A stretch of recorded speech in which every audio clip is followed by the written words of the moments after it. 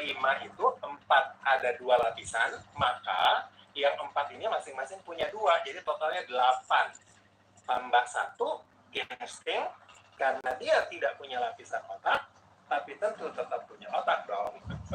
Maaf ya bercanda ya, lapisan otaknya yang nggak ada ya, polos, memanjang sampai tulang ekor, maka dia tidak punya introvert extrovert. Mohon maaf teman-teman yang insting, malam ini kita kurang membahas insting ya. Jadi tapi tentunya kita belajar karena ada orang-orang di sekitar kita yang juga memiliki drive introvert extrovert. Oke. Nah teman-teman, jadi Stephen ini adalah teori kecerdasan tunggal yang bersifat genetik yang tidak akan berubah, takkan berubah, selamanya takkan berubah. Watak dasar manusia ada 9 macamnya, kenalilah. Jadi ada 9 tadi, semua nggak akan berubah. Mesin kecerdasan tidak akan berubah, lapisan otak nggak akan berubah yang dominan, kemudian juga personality genetik dominan juga tidak akan berubah. Jadi alhamdulillah nih, beruntung banget kita yang tes TV, nggak perlu galau karena cukup sekali saja tesnya, seumur hidup tidak akan berubah. Ya. Jadi kalau ada yang tanyakan berubah nggak, jawabannya adalah tidak, karena ini genetik. Jadi murah banget kan, saya pernah hitung tuh ya, kalau tes Stephen itu, ternyata kalau seandainya tes Stephen bermanfaat selama 10 tahun, maka tes Stephen itu ternyata jatuhnya cuma 5.000-6.000 rupiah per bulan. Ayo, siapa yang jajan cuma 5.000 per bulan? Nggak ada ya, biasanya lebih kan. Jadi kalau di mana kan berlaku seumur hidup dong, karena sekali bayar terus kita berlaku seumur hidup. Jadi sebetulnya manfaatnya luar biasa banget. Jadi sangat murah banget. Jangan ragu kita tes Stephen sekeluarga. Masih lebih mahal gadget handphone kita daripada harga tes Stephen sekeluarga. Tergantung harga dari promotornya ya. Oke, jadi hasil tes Stephen itu teman-teman adalah ada 1 yang dominan dari mesin kecerdasan, ada 1 yang dominan dari 2 drive kecerdasan introvert atau extrovert, kemudian ada 1 yang dominan dari 9 personality genetik. Jadi totalnya ada 9, sensing introvert extrovert, thinking, intuiting, feeling juga introvert extrovert, plus 1 instinct. Nah yang mau kita bahas malam ini khusus tentang drive, kemudi kecerdasan, yaitu introvert dan extrovert. Oke, kita mulai nih ya. Nah, teman-teman semua, sebelum saya masuk ya, teman-teman ada mungkin mau update tentang teori Stephen, belajar tentang Stephen, yang paling aktif tuh di Instagramnya Solver Alfifa. Jadi kalau teman-teman maksudnya di kalangan Stephen Firdaus Live ya, teman-teman yang mau belajar kontennya bagus-bagus, silakan teman-teman follow Solver Alfifa ya Instagramnya, atau juga TikToknya juga ada kalau tidak salah. Jadi silakan, ada juga Stephen Firdaus Live dan juga ada Solver Alif. Silakan di follow. Baik, kita lanjut. Ya, meluruskan pemahaman introvert dan extrovert dalam teori Stephen. Ada pertanyaan begini nih, setelah tes Stephen, banyak ini yang banyak saya dapat ya dari orang tua, dari guru ya, bertanya, Pak, anak saya itu sensing, katanya suka bergerak, kok dia males ya, kok dia lambat ya bergeraknya. Ada nggak yang bertanya begitu? Ayo ngaku. Ada lah insyaallah ya. Kemudian thinking, kok ada yang melanggar aturan ya.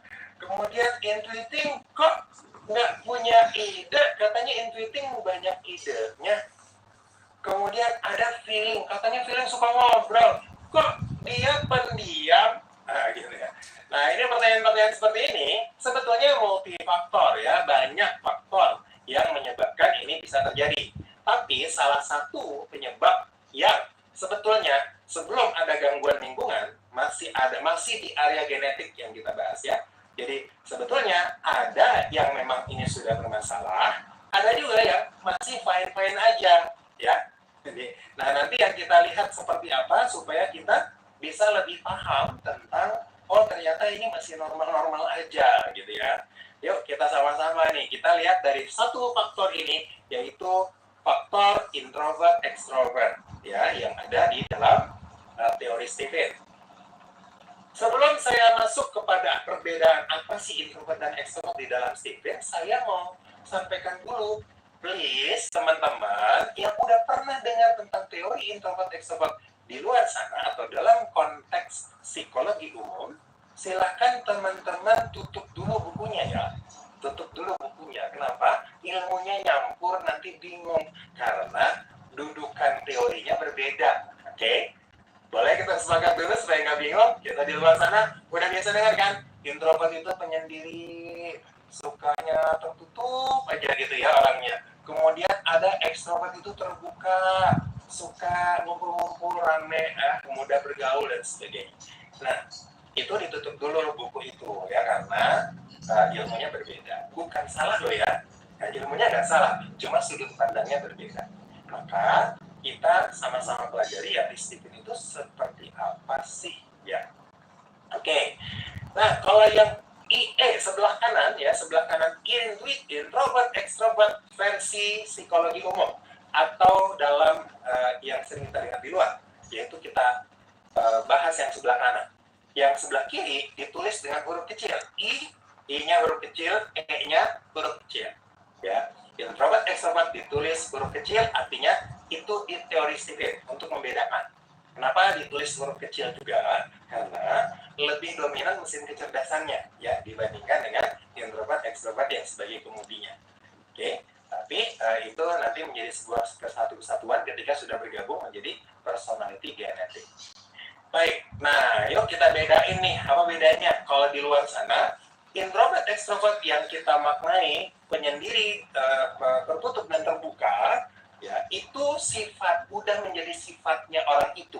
Misalnya si A itu introvert, si A itu extrovert, orangnya yang punya sifat itu. Ini teori di luar ya. Saya ulang, teman-teman. Saya ulang, jangan sampai salah. Ini teori di luar, ya bukan dari Stephen. Bahwa introvert itu tertutup, extrovert itu terbuka, sudah menjadi sifatnya orang itu. Ya.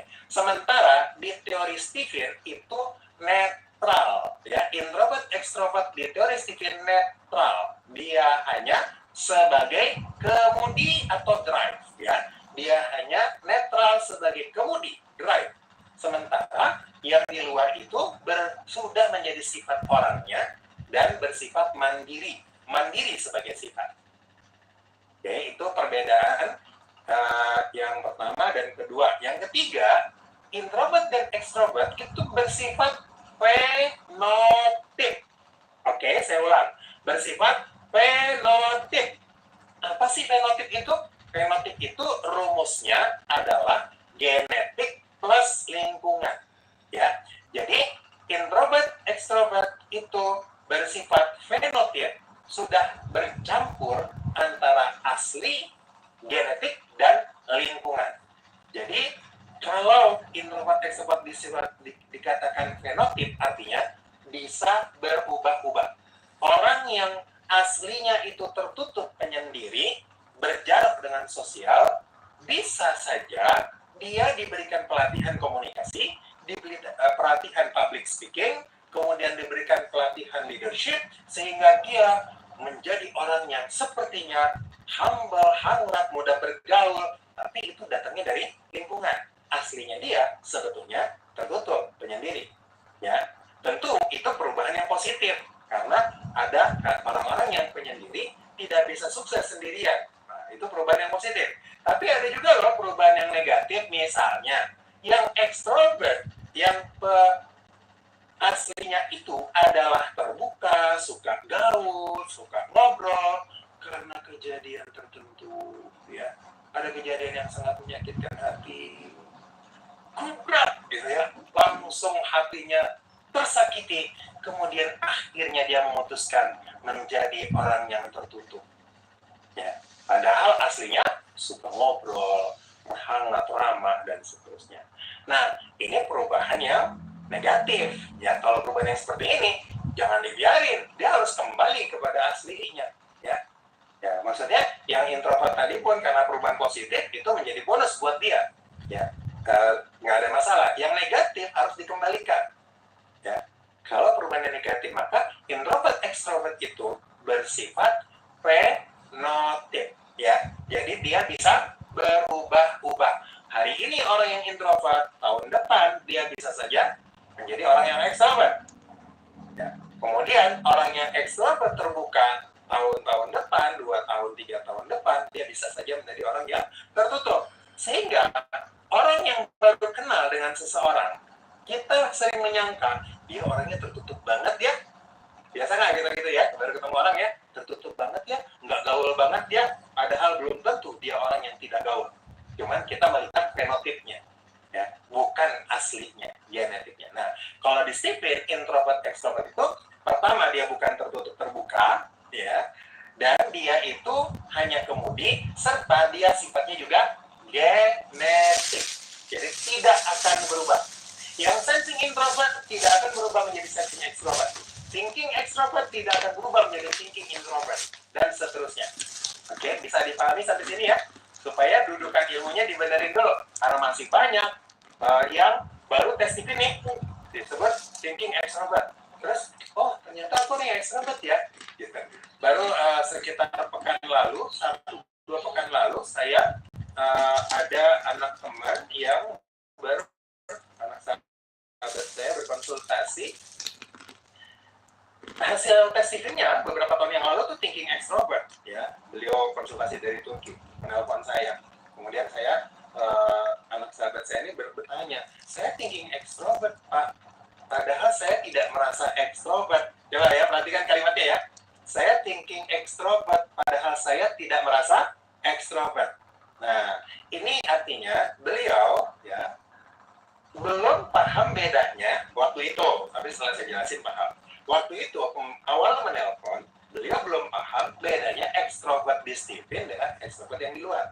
Sehingga beliau mengatakan, aku orangnya introvert Pak sebetulnya. Nah, saya katakan, memang kalau thinking itu aslinya itu introvert kalau pakai teori di luar ya.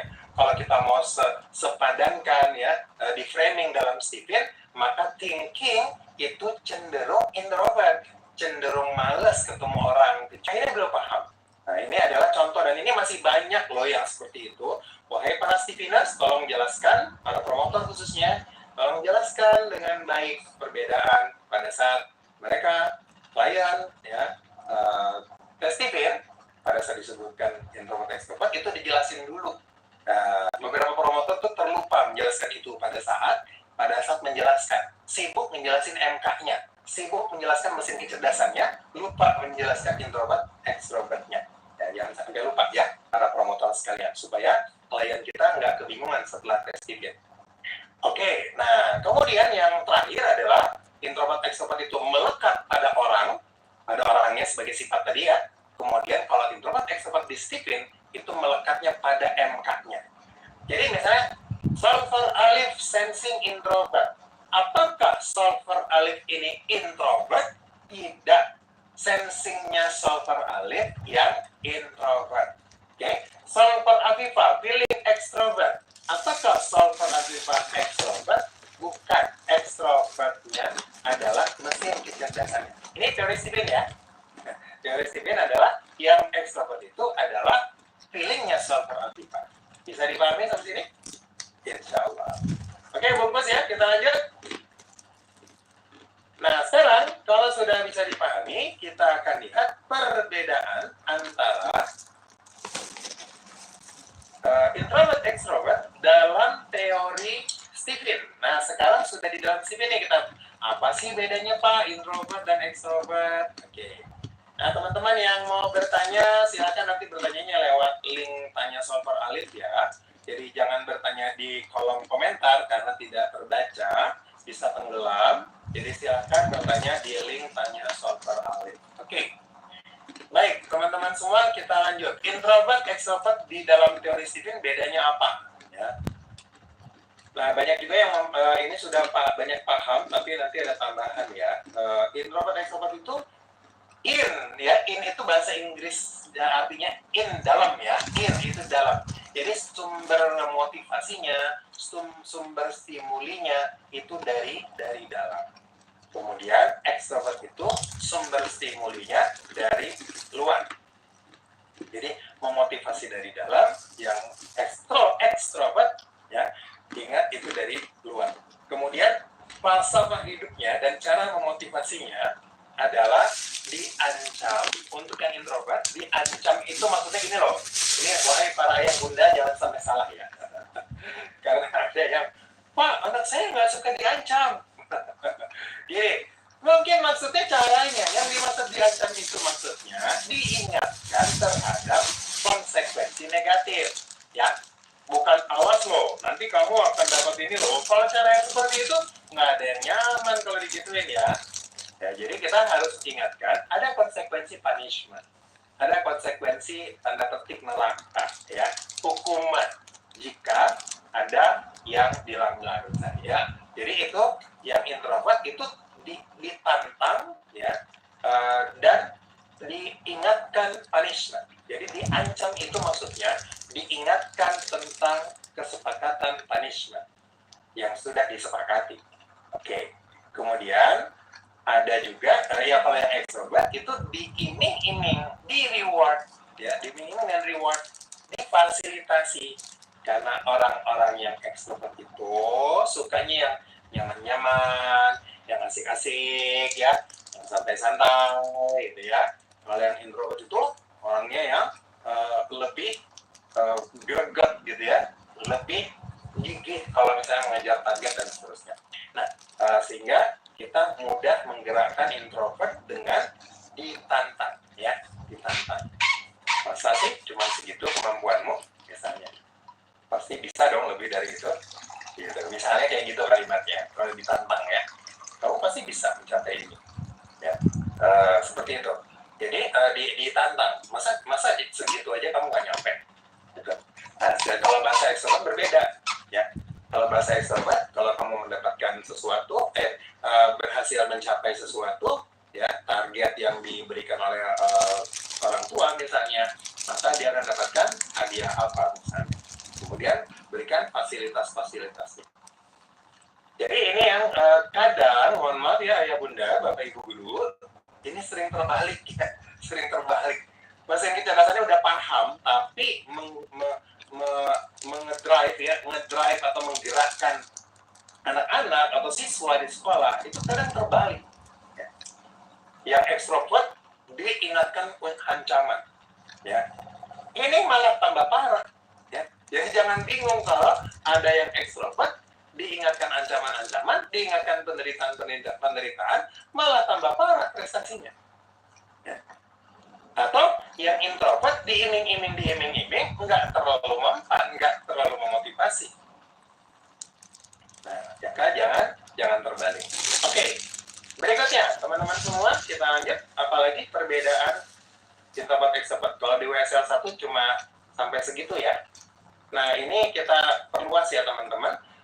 Introvert extrovert tergerak dari dalam, terstimulus dari luar. Ini agak mirip tadi ya, stimuli dari dalam dan stimuli dari luar. Jadi dia tergerak dari dalam.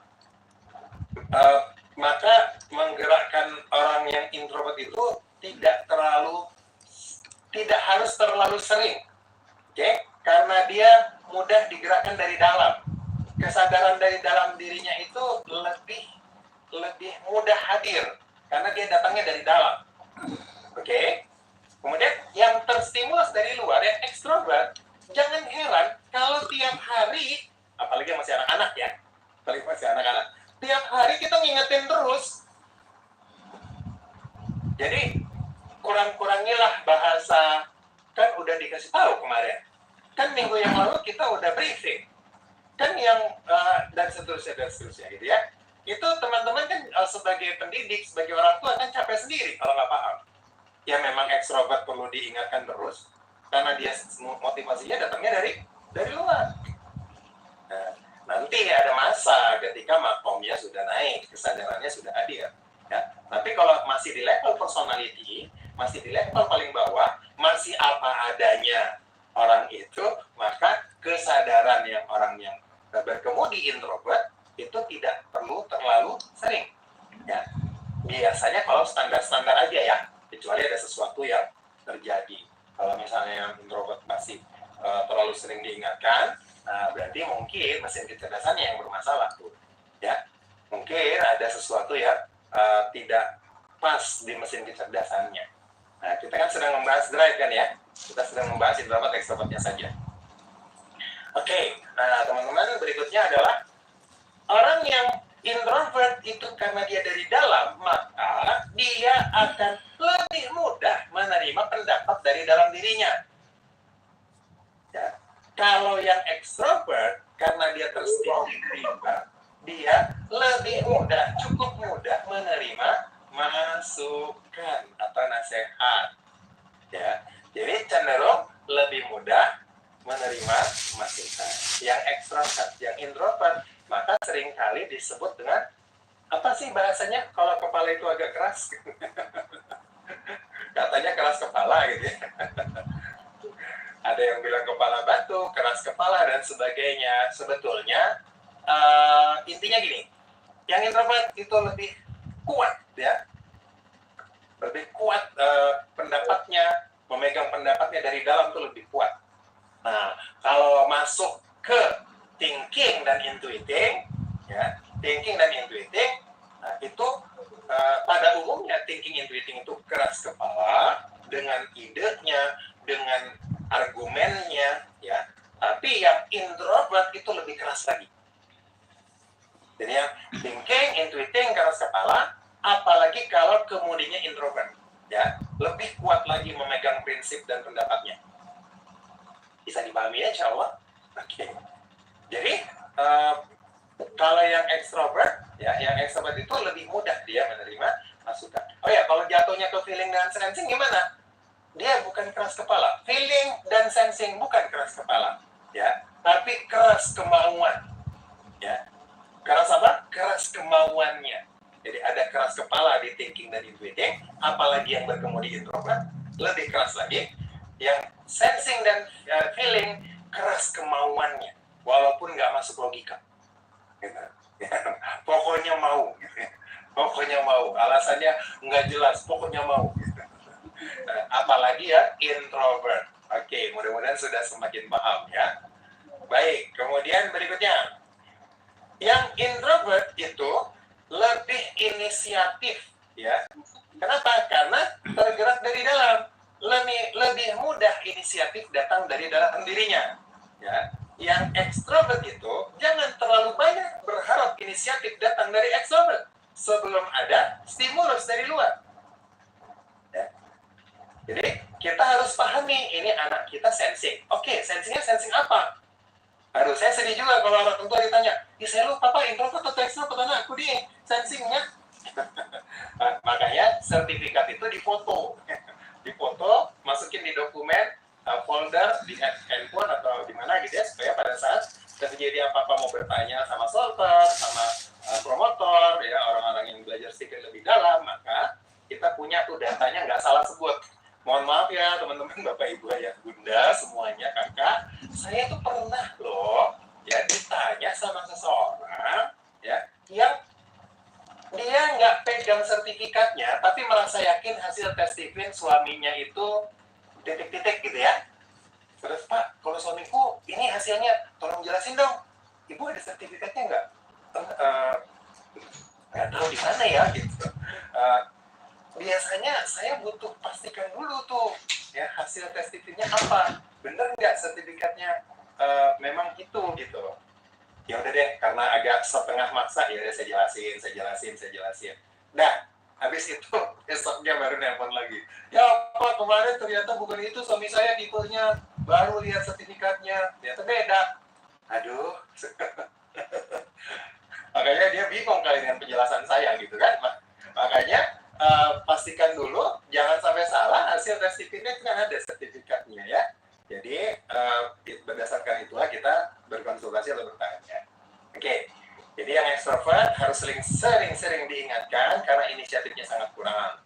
Kemudian introvert itu untuk teman-teman yang sudah paham afirmasi, maka berafirmasilah untuk menguatkan diri, ya. Jadi untuk memberikan energi dari dalam, yang introvert itu berafirmasi diri lebih sering, ya. Lebih sering afirmasi. Tapi ingat, bagi teman-teman yang muslim, ya, mengafirmasi diri itu harus melibatkan Allah, karena kalau tidak berbahaya, ya. Maksudnya gini, Kan ada tuh afirmasi begini, saya hebat, saya kuat, saya percaya diri. Nah, ya, tapi lebih bagus lagi, bersama Allah saya hebat. Ya. Dengan kekuatan Allah saya kuat. Dengan ilmunya Allah saya cerdas. Gitu. Itu afirmasinya melibatkan Allah. Karena percaya diri itu berbahaya kalau tidak melibatkan Allah. Ujungnya apa? Sombong. Nah, maka ketika kita bersadar diri, kesadaran itu hadir bahwa kita tidak bisa apa-apa, la haula wala quwata illa billah, maka di situ kita melibatkan Allah bahwa saya tidak punya kekuatan kecuali atas izin Allah. Nah, yang ekstrovert gimana? Yang ekstrovert itu menggunakan motivasi dari luar. Dari luar dari apa? Baca buku, ya. Kalau untuk yang thinking, intuiting, yang sensing, suka baca buku, bahkan yang feeling, yang terbiasa baca buku, silakan. Ya, kalau feeling lebih suka dengan mendengar. Ya, jadi mulai dari video motivasi, ceramah, dari motivator, dari para ustadz, dari para trainer, dari para promotor, dari para solver, ya silahkan ya dicari itu sumbernya. Jadi ekstrovert itu terbanyak mendengar dari luar. Oke. Jadi motivasi dari luar, baca buku, kemudian dengar audio motivasi, dan sering-seringlah berkumpul. Walaupun yang thinking extrovert, intuiting extrovert berkumpulnya hanya dengan orang-orang pilihan. Karena orang thinking intuiting itu selektif, nggak semuanya dia temui. Dia hanya bertemu dengan orang-orang yang menurut dia itu kalau intuiting masuk di standarnya dia. Kalau yang thinking dia sudah yakin melihat orang ini baik untuk menjadi teman, bermanfaat kalau saya berteman sama dia. Jadi orang thinking intuiting itu teman sahabatnya terbatas. Ya. Jadi kalau sensing, feeling, ya, apalagi insting ya temannya banyak banget. Kalau feeling sahabatnya banyak banget. Ya sensing pun begitu, kalau mau banyak cuan, bagaimana banyak cuan kalau temannya nggak banyak, kan begitu. Ya. Oke, jadi itu perbedaan yang lebih meluas lagi dari yang pernah ikut workshop Stephen level 1. Oke, ini adalah supaya kita bisa lebih paham. Sedikit lagi, ya.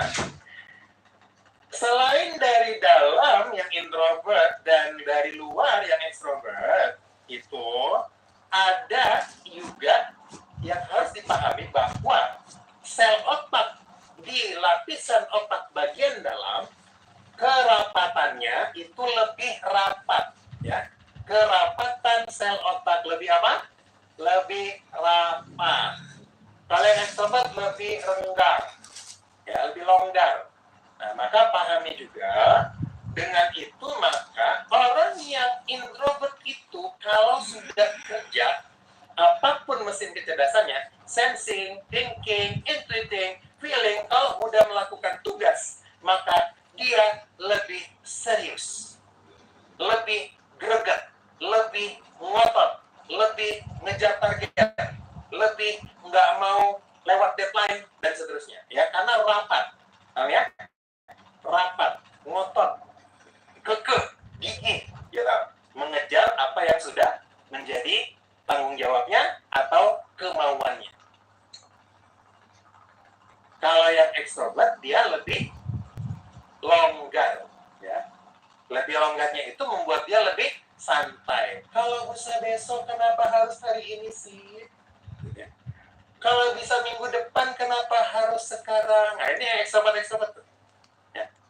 Yang ekstrovert itu lebih santuy. Ya. Apalagi yang feeling extrovert, makhluk paling santuy. Nggak apa-apa santuinya ya, santuinya silahkan, gayanya santuy nggak apa-apa. Tapi ingat ya, deadline. Makanya kenapa orang feeling sering menjadi makhluk H-1. Paham nggak makhluk H-1? Nanti tugas dikumpul besok, baru malamnya dikerjain. Ya. Atau kalau di Indonesia terkenal dengan SKS, kalau mau ujian, SKS apa? Sistem kebut semalam. Gitu ya. Karena Indonesia negara feeling, yang udah belajar Stephen ya, Indonesia antropologi feeling. Maka jangan heran kalau di Indonesia pada umumnya ujian itu H-1. Oke, secara keindonesiaan. Oke, kemudian yang introvert itu lebih fokus, lebih mendalam. apalagi yang thinking, ya. Ya, kalau fokus itu malah sangat melekat pada thinking, ya. Tapi thinking yang introvert lebih kuat lagi. Ya, jadi kalau dibandingkan, ini teman-teman jangan sampai salah ya. Sekali lagi jangan sampai salah. Yang kita bahas adalah perbandingan antara introvert, extrovert. Oke? Perbandingan antara introvert dan extrovertnya. Kita nggak bawa-bawa MK ya. Walaupun saya sebut MK, itu untuk menguatkan saja. Kayak tadi ya, kiri itu lebih rapat, apalagi kiri introvert, sensing introvert, introvert. Kanan itu lebih longgar, apalagi ya feeling extrovert dan intuitive extrovert. Jadi itu otak kiri, otak kanan. Kalau kemudinya introvert, maka dia akan lebih cenderung mudah fokus atau mendalam. Ya, kemudian yang feeling extrovert, yang kemudinya extrovert lebih kurang fokus atau meluas. Oke, saya ulang lagi. Apalagi saya lihat beberapa teman ada yang baru masuk ya. Jadi yang kita bahas khusus introvertnya, extrovertnya. Jangan terjebak pada MK. Ya, pasien kecerdasan maksudnya ya, bukan Mahkamah Konstitusi. Oke, nah ini contoh pada kenyataannya kalau menuju ke MK. MK sensing, mesin kecerdasan sensing. Apa sih kecintaan di dalam dunia ini bagi sensing? Yaitu cinta cuan, kan begitu ya? Matre, suka materi. Gak ada masalah ya. Yang penting diletakkan di bawah cinta Allah, cinta Rasulullah, dan jihad fisabilillah. Ya, jadi silakan semuanya begitu, empat-empatnya ya. Nah, sensing yang cinta cuan, kalau ya cara nyari cuannya orang sensing introvert itu workaholic. Yeah. Pokoknya nggak ada waktu tanpa harus nambah cuan. Itu namanya sensing introvert. Cara nyarinya. Nah, yang sensing extrovert, cara nyarinya apa? Dengan cara traktir teman. Ya. Cari proyek, santai. Lebih santai cara nyari duitnya. Gitu. Tapi sama-sama sensing, sama-sama stamina-nya hebat. Oke. Nah, jadi itu adalah yang sensing extrovert lebih santai nyari duitnya, yang sensing introvert lebih gigih, lebih persisten. Nah, terus kalau duitnya udah di tangan, yang sensing itu lebih rapat megang duit, susah keluarnya, alias emar, ya, gampang nabung atau masih ada sisa. Kalau belanja biasanya masih selalu ada sisa, gitu. Ada yang bilang gini, anak saya enggak pak, sensing introvert, habis uang jajannya. Iya, kan belum penghasilan sendiri. Ya, kalau ada penghasilan sendiri, itu orang sensing introvert itu ngitung keringatnya. Ini keringat gue nih, sayang nih. Kalau ada anak sensing introvert yang uang jajannya lebih cepat habis, dia pikirannya itu besok dikasih lagi kok, gitu kan? Nah, itu yang terjadi pada sensing introvert. Begitu juga sensing extrovert gimana? Dia lebih boros. Lebih apa? Lebih boros. Berapa duit di tangan, berapa duit di dompet, biasanya segitu juga habisnya. Jadi gampang keluar duitnya, gampang. Boros tuh gini. Boros itu ada yang namanya konsumtif. Nah, ini yang harus dihati-hatikan. Ya, teman-teman yang harus diwaspadai oleh teman-teman sensing extrovert ya. Jangan sampai menjadi mubazir. Ya, jadi silakan belanja yang ada di rumah sedekahin. Belanja yang ada di rumah sedekahin supaya nggak berlebih-lebihan. Ya, tapi kalau memang masih dibutuhkan ya nggak apa-apa, nggak ada masalah, koleksi ya.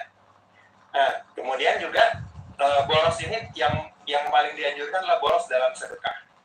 Silakan boros dalam sedekah, nggak ada masalah. Yang penting paham prioritas.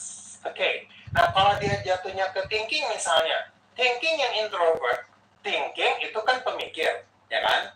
Terus dia introvert misalnya, ya maksudnya mesin kecerdasannya bukan dianya. Thinkingnya itu introvert, berarti dia mikirnya tuh expert dalam, ya, lebih mendalam sehingga dia menjadi ahli dari apa yang dia tekuni. Kalau ada yang dia suka untuk tertarik untuk dia pikirkan, maka dia akan berpikir secara mendalam. Kemudian kalau extrovert, dia berpikirnya meluas, ya. Thinking extrovert, berpikirnya meluas. Maka berpikir meluas ini, kemampuan berpikir meluas ini membuat dia sangat hebat dengan urusan manajerial, ya, manajemen. Ya, pada umumnya thinking itu manajerial, ya, tapi lebih kuat manajerialnya orang thinking extrovert dibandingkan dengan thinking introvert. Atau dalam hal yang lain, thinking introvert dibandingkan thinking extrovert, thinking introvert itu tahunya apa yang dia tahu tidak lebih banyak daripada thinking extrovert, tapi lebih dalam, ya. Kalau dia tahu sesuatu, yang thinking introvert itu lebih dalam. Kalau yang thinking extrovert itu banyak yang dia tahu, tapi tidak banyak yang dalam. Ibarat gali kolam dan gali sumur. Kalau thinking introvert gali sumur, buka 5 meter diameter, kemudian ke dalam 20 meter. Yang thinking extrovert gali kolam, bukanya 20 meter, dalamnya cuma 5 meter. Mudah-mudahan bisa dipahami, ya. Kemudian yang intuiting. Nah, ini nih ada pertanyaan yang tadi. Kenapa ya intuiting itu kok susah idenya? Cek dulu dia intuiting introvert atau extrovert. Kalau intuiting introvert, memang dia lama berproses, ya, karena dia perfect, ya. Bukan nggak punya ide, tapi dia mudah muncul ide, tapi lama berproses di kepalanya, karena dia mau perfect, sempurna. Kalau yang intuiting extrovert, memang betul-betul blank. Kalau kita bilang misalnya, besok mau ngapain ya? Mau ngapainnya itu kan masih zero, masih kosong. Nah, tapi kalau dia bilang, besok kita melakukan A, B, C, menurut kamu gimana? Nah, itu artinya kita sudah memberi stimulus dengan A, B, C. Bisa dipahami, ya? Jadi kalau kita minta ide sama orang intuiting extrovert, harus kita kasih stimulus dulu. Jangan cuma bilang, kita mau bikin acara nih, gimana ide kamu? Misalnya, masih blank. Untuk yang intuiting extrovert, itu harus dikasih dulu. Acara kita besok tuh rencananya gini, bulan depan acara kita tuh kayak gini konsepnya, bla bla bla bla bla bla. Menurut kamu gimana? Nah, baru tuh yang intuiting extrovert, karena sudah ada stimulus dari luar, dia ambil, dia tangkap, dia proses di kepalanya, baru dia rakit dengan idenya, hadirlah yang baru. Jadi orang intuiting extrovert itu inovator, ya. Yang intuiting introvert itu inventor, penemu idenya murni dari dalam. Kalau extrovert, intuiting extrovert itu inovator, dia jagonya menginovasi apa yang sudah ada. Oke, feeling introvert. Feeling introvert itu tuh idealis banget, dia punya nilai-nilai yang sangat kuat, yang dia pegang, berprinsip. Makanya jangan heran kalau ada feeling introvert, ya, katanya feeling introvert penyayang, tapi kalau untuk urusan ketegasan kan harusnya punya thinking. Jangan heran kalau ada feeling introvert itu bisa tegas dengan urusan-urusan yang tertentu, ya, urusan-urusan tertentu yang merupakan menurut dia ini memang harus, maka dia berprinsip banget tuh, ya. Jadi mesin kecerdasan feelingnya berprinsip. Nah, jadi nilai-nilai yang dipegang sangat kuat oleh feeling introvert akan membuat dia menjadi tegas dengan urusan-urusan yang keluar dari nilai yang dia pegang. Misalnya kedisiplinan. Bisa loh orang feeling introvert itu disiplin banget, ya, kalau memang nilai perhatikan ya, jika memang nilai disiplin itu masuk ke hatinya, nilai kejujuran masuk ke hatinya, apa nilai yang masuk ke dalam hati orang feeling, maka itulah, khususnya feeling introvert, ya, itulah yang menjadi idealismenya dia.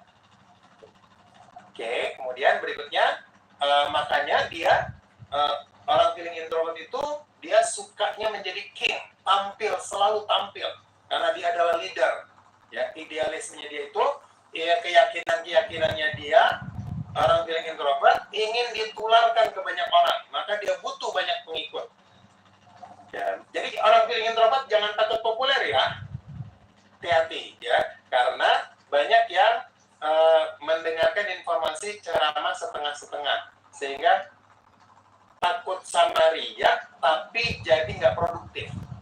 Nah, itu juga ada hembusan bisikan syaitan juga tuh di situ, ya. Takut riak jadi nggak produktif. Nah, padahal untuk feeling introvert bisa mengajak banyak orang, karena kekuatan untuk menggerakkan, ya, memobilisasi banyak orang, itu kekuatannya ada di feeling introvert. Bayangin kalau ada orang feeling introvert menerjemahkan takut riak itu tidak bijak, akhirnya dia menjadi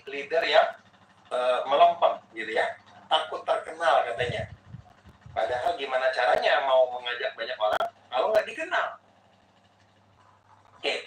Kemudian feeling extrovert gimana? Karena dia extrovert, dia lebih banyak ke bagaimana mencetak SDM, ya. Bagaimana dia ada orang yang datang untuk dikader, dibina, dimotivasi, maka dia siap untuk membantu untuk mensukseskan banyak orang. Ya, jadi dia adalah kingmaker. Kalau feeling introvert adalah king, kalau feeling extrovert adalah kingmaker, penempa, pengkader terbaik. Mudah-mudahan sudah bisa dipahami teman-teman semua. Oke, jadi seperti itu kira-kira mudah-mudahan bisa dipahami ya untuk perbedaan introvert extrovert. Stephen dengan di luar bedanya apa? Kemudian di dalam Stephen antara introvert dan extrovert itu bedanya seperti apa sih? Gitu. Jadi bagi teman-teman yang lagi tadi terlambat masuk ya, saya ingatkan introvert dan extrovert yang dibahas di Stephen tidak sama dengan introvert extrovert yang di luar, yang cenderung kita pahami introvert tertutup penyendiri, extrovert terbuka, mudah bergaul. Bukan itu. Dalam teori Stephen, bukan itu yang dibahas. Ilmunya yang di luar bukan salah, cuman salah beda sudut pandang, beda dudukan materinya, dudukan teorinya. Jadi tolong tutup buku di luar untuk memahami yang Stephen, jangan dicampur. Ya. Baik, saya mengingatkan aja karena tadi saya lihat jumlah partisipan bertambah, jadi takutnya nggak dengar dari awal, jadi bercampur ilmunya. Maka saya sarankan bagi kawan-kawan yang belum tes Stephen, segeralah tes Stephen karena sangat akurat dan cukup 1 kali seumur hidup. Sangat murah loh, satu keluarga tes masih lebih murah insya Allah dibandingkan harga handphone kita satu orang ya. Tergantung handphonenya sih jenis apa. Apalagi kalau yang iPhone ya, wah itu bisa sesepupu-sepupuan itu, bisa tes Stephen. Nah, kalau minat tes Stephen gimana? Hubungi yang memberi info dari acara ini.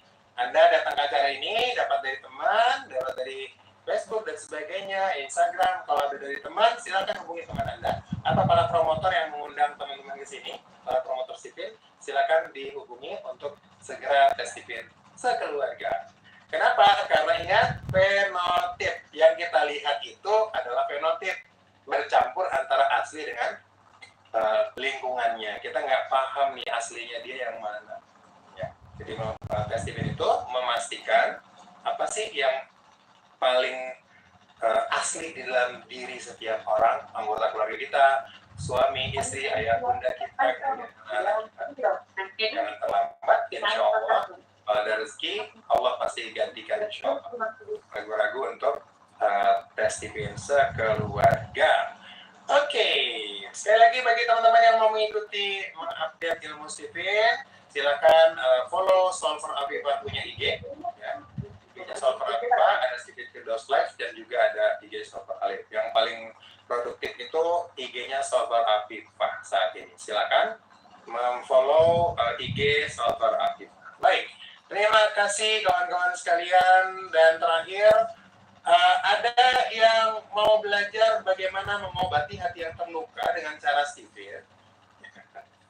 Angkat tangan, katakan saya, semuanya ya.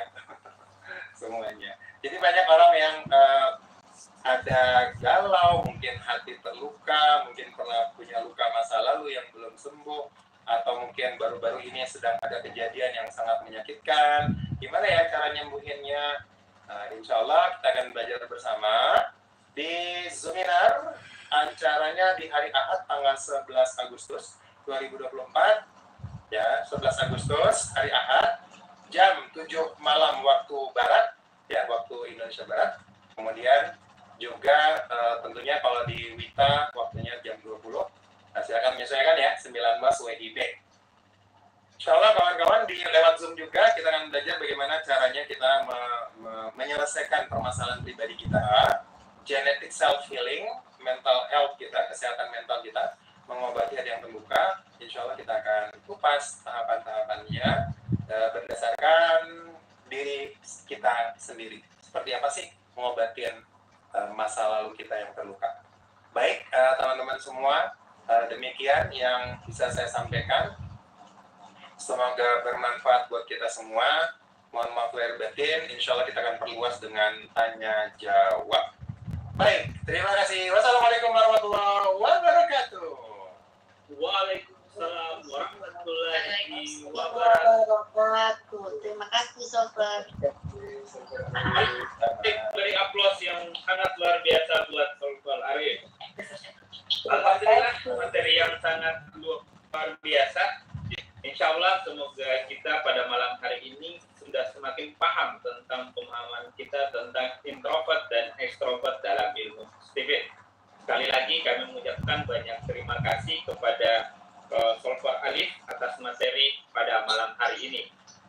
Kami sampaikan kembali kepada para peserta bahwa pertanyaan bisa dikirim pada link materi yang di-share oleh admin.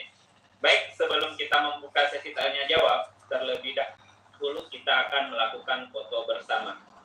Baik, mungkin persilakan bagi yang memandu. Ya, silakan teman-teman kita yang tidak berhalangan. Yuk kita nyalakan layarnya, kita foto bersama. Posenya pose gue banget. Silakan angkat kedua jempolnya, kemudian kita menunjuk ke diri kita. Ya. Kan kadang kalau katakan Steven, gue banget gitu ya. Ya, saya mohon bersabar karena ini cukup banyak pesertanya, berlembar-lembar. Ya, mohon bersabar. Jadi teman-teman semua, Steven ini alhamdulillah ya sangat bermanfaat banget bagi orang-orang yang sudah tes keluarga dan paham ilmunya. Jadi lebih harmonis tuh di keluarga karena kita jadi lebih paham tuh kenapa ya istri saya begini, suami saya begini, anak saya begini, orang tua saya begini dan seterusnya. Jadi kita lebih paham. Bahkan saya mengikutkan anak-anak saya ke workshop ya. Ya, sudah semua? Oke, terima kasih teman-teman atas jempolnya. Oke, silakan Pak Adit. Baik, selanjutnya kita akan masuk ke sesi tanya jawab. Baik, pertanyaan pertama dari Bu Wita di Makassar. Pertanyaannya, bagaimana cara agar sensing extrovert lebih disiplin? Baik, terima kasih pertanyaan Bunda. Gimana caranya sensing extrovert lebih disiplin? Jadi yang memiliki sifat disiplin lebih kuat itu adalah sensing introvert dibandingkan sensing extrovert. Memang karena longgar tadi ya, semua yang longgar itu mendisiplinkannya memang lebih menantang ya. Oke, karena dia sensing ya. Gini ya teman-teman, kalau punya anak sensing, saya sering bilang berdaganglah dengan anak sensing kita. Bertransaksilah dengan anak sensing kita ya. Jadi apa yang kita mau, kedisiplinan apa, jadi dijabarkan tuh ya, dijabarkan kedisiplinan apa yang diinginkan oleh ayah bundanya. Kemudian jika dia mencapainya, jika dia berhasil mendapatkannya, maka berikan reward apa yang dijanjikan. Ingat, jangan sampai salah, karena banyak yang salah juga di sini, sudah menjanjikan reward tapi rewardnya tidak diberikan. Itu yang membuat kalau Anda salah di situ, Anda tidak akan pernah berhasil untuk memberikan motivasi kembali dengan reward apapun. Kenapa? Karena anak sudah nggak percaya. Kalau pernah reward tidak diberikan. Oke, jadi berdagang dengan anak sensingnya. Anak sensing disiplin apa? 1, 2, 3. Kalau berhasil, yang pertama rewardnya berapa? Berhasil 2, rewardnya berapa? Ya berdagang. Anak sensing itu cuan banget ya. Jadi jangan ragu, jangan takut masalah keikhlasan. Pelan-pelan kita sampaikan, nah suatu saat kamu harus paham. Kalau udah akil balik ya, kalau udah akil balik, pelan-pelan disampaikan, dihembuskan tentang pelajaran ikhlas. Suatu saat bayarannya dari Allah, bukan dari ayah dan bunda. Tapi nggak apa-apa, dari awal masih sampai makomnya betul-betul bagus. Ya, jadi bertransaksi. Yang kedua, jangan pakai lama. Ya, misalnya kalau kamu nanti naik kelas, kan 1 tahun tuh. Kalau kamu naik kelas, nilainya bagus, hadiahnya apa? Kelamaan. Orang sensing itu cash and carry. Gue kerjain, keringat gue tumpah, bayar keringatnya. Jadi jangan jangka panjang. Kalau jangka panjang itu nggak terlalu bermanfaat, nggak perlu berdampak ya. Dampaknya kurang kalau jangka panjang buat anak sensing. Demikian Bunda, terima kasih. Silakan Pak Adit. Baik, pertanyaan kedua dari Bulan, feeling extrovert, Sukabumi. Anak saya feeling introvert, saya feeling extrovert. Kami seperti Tom and Jerry. Bagaimana agar bisa berkolaborasi? Terima kasih.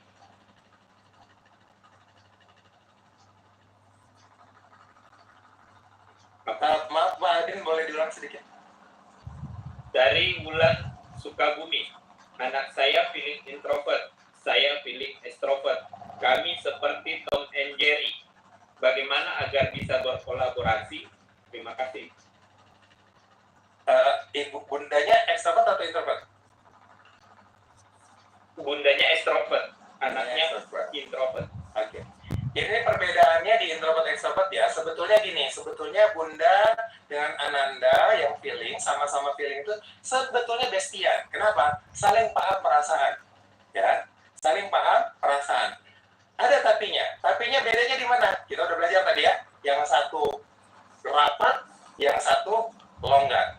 Jadi ketika permasalahan yang sering terjadi, Tom and Jerry yang diistilahkan itu, yang pertama ketika terjadi perebutan cinta, ya, misalnya dengan ayahnya dan suami atau mungkin dengan hal yang lain. Tapi yang paling banyak terjadi adalah introvert extrovert itu masalahnya ada di kerapatan sel otaknya, yang satu rapat, yang satu longgar.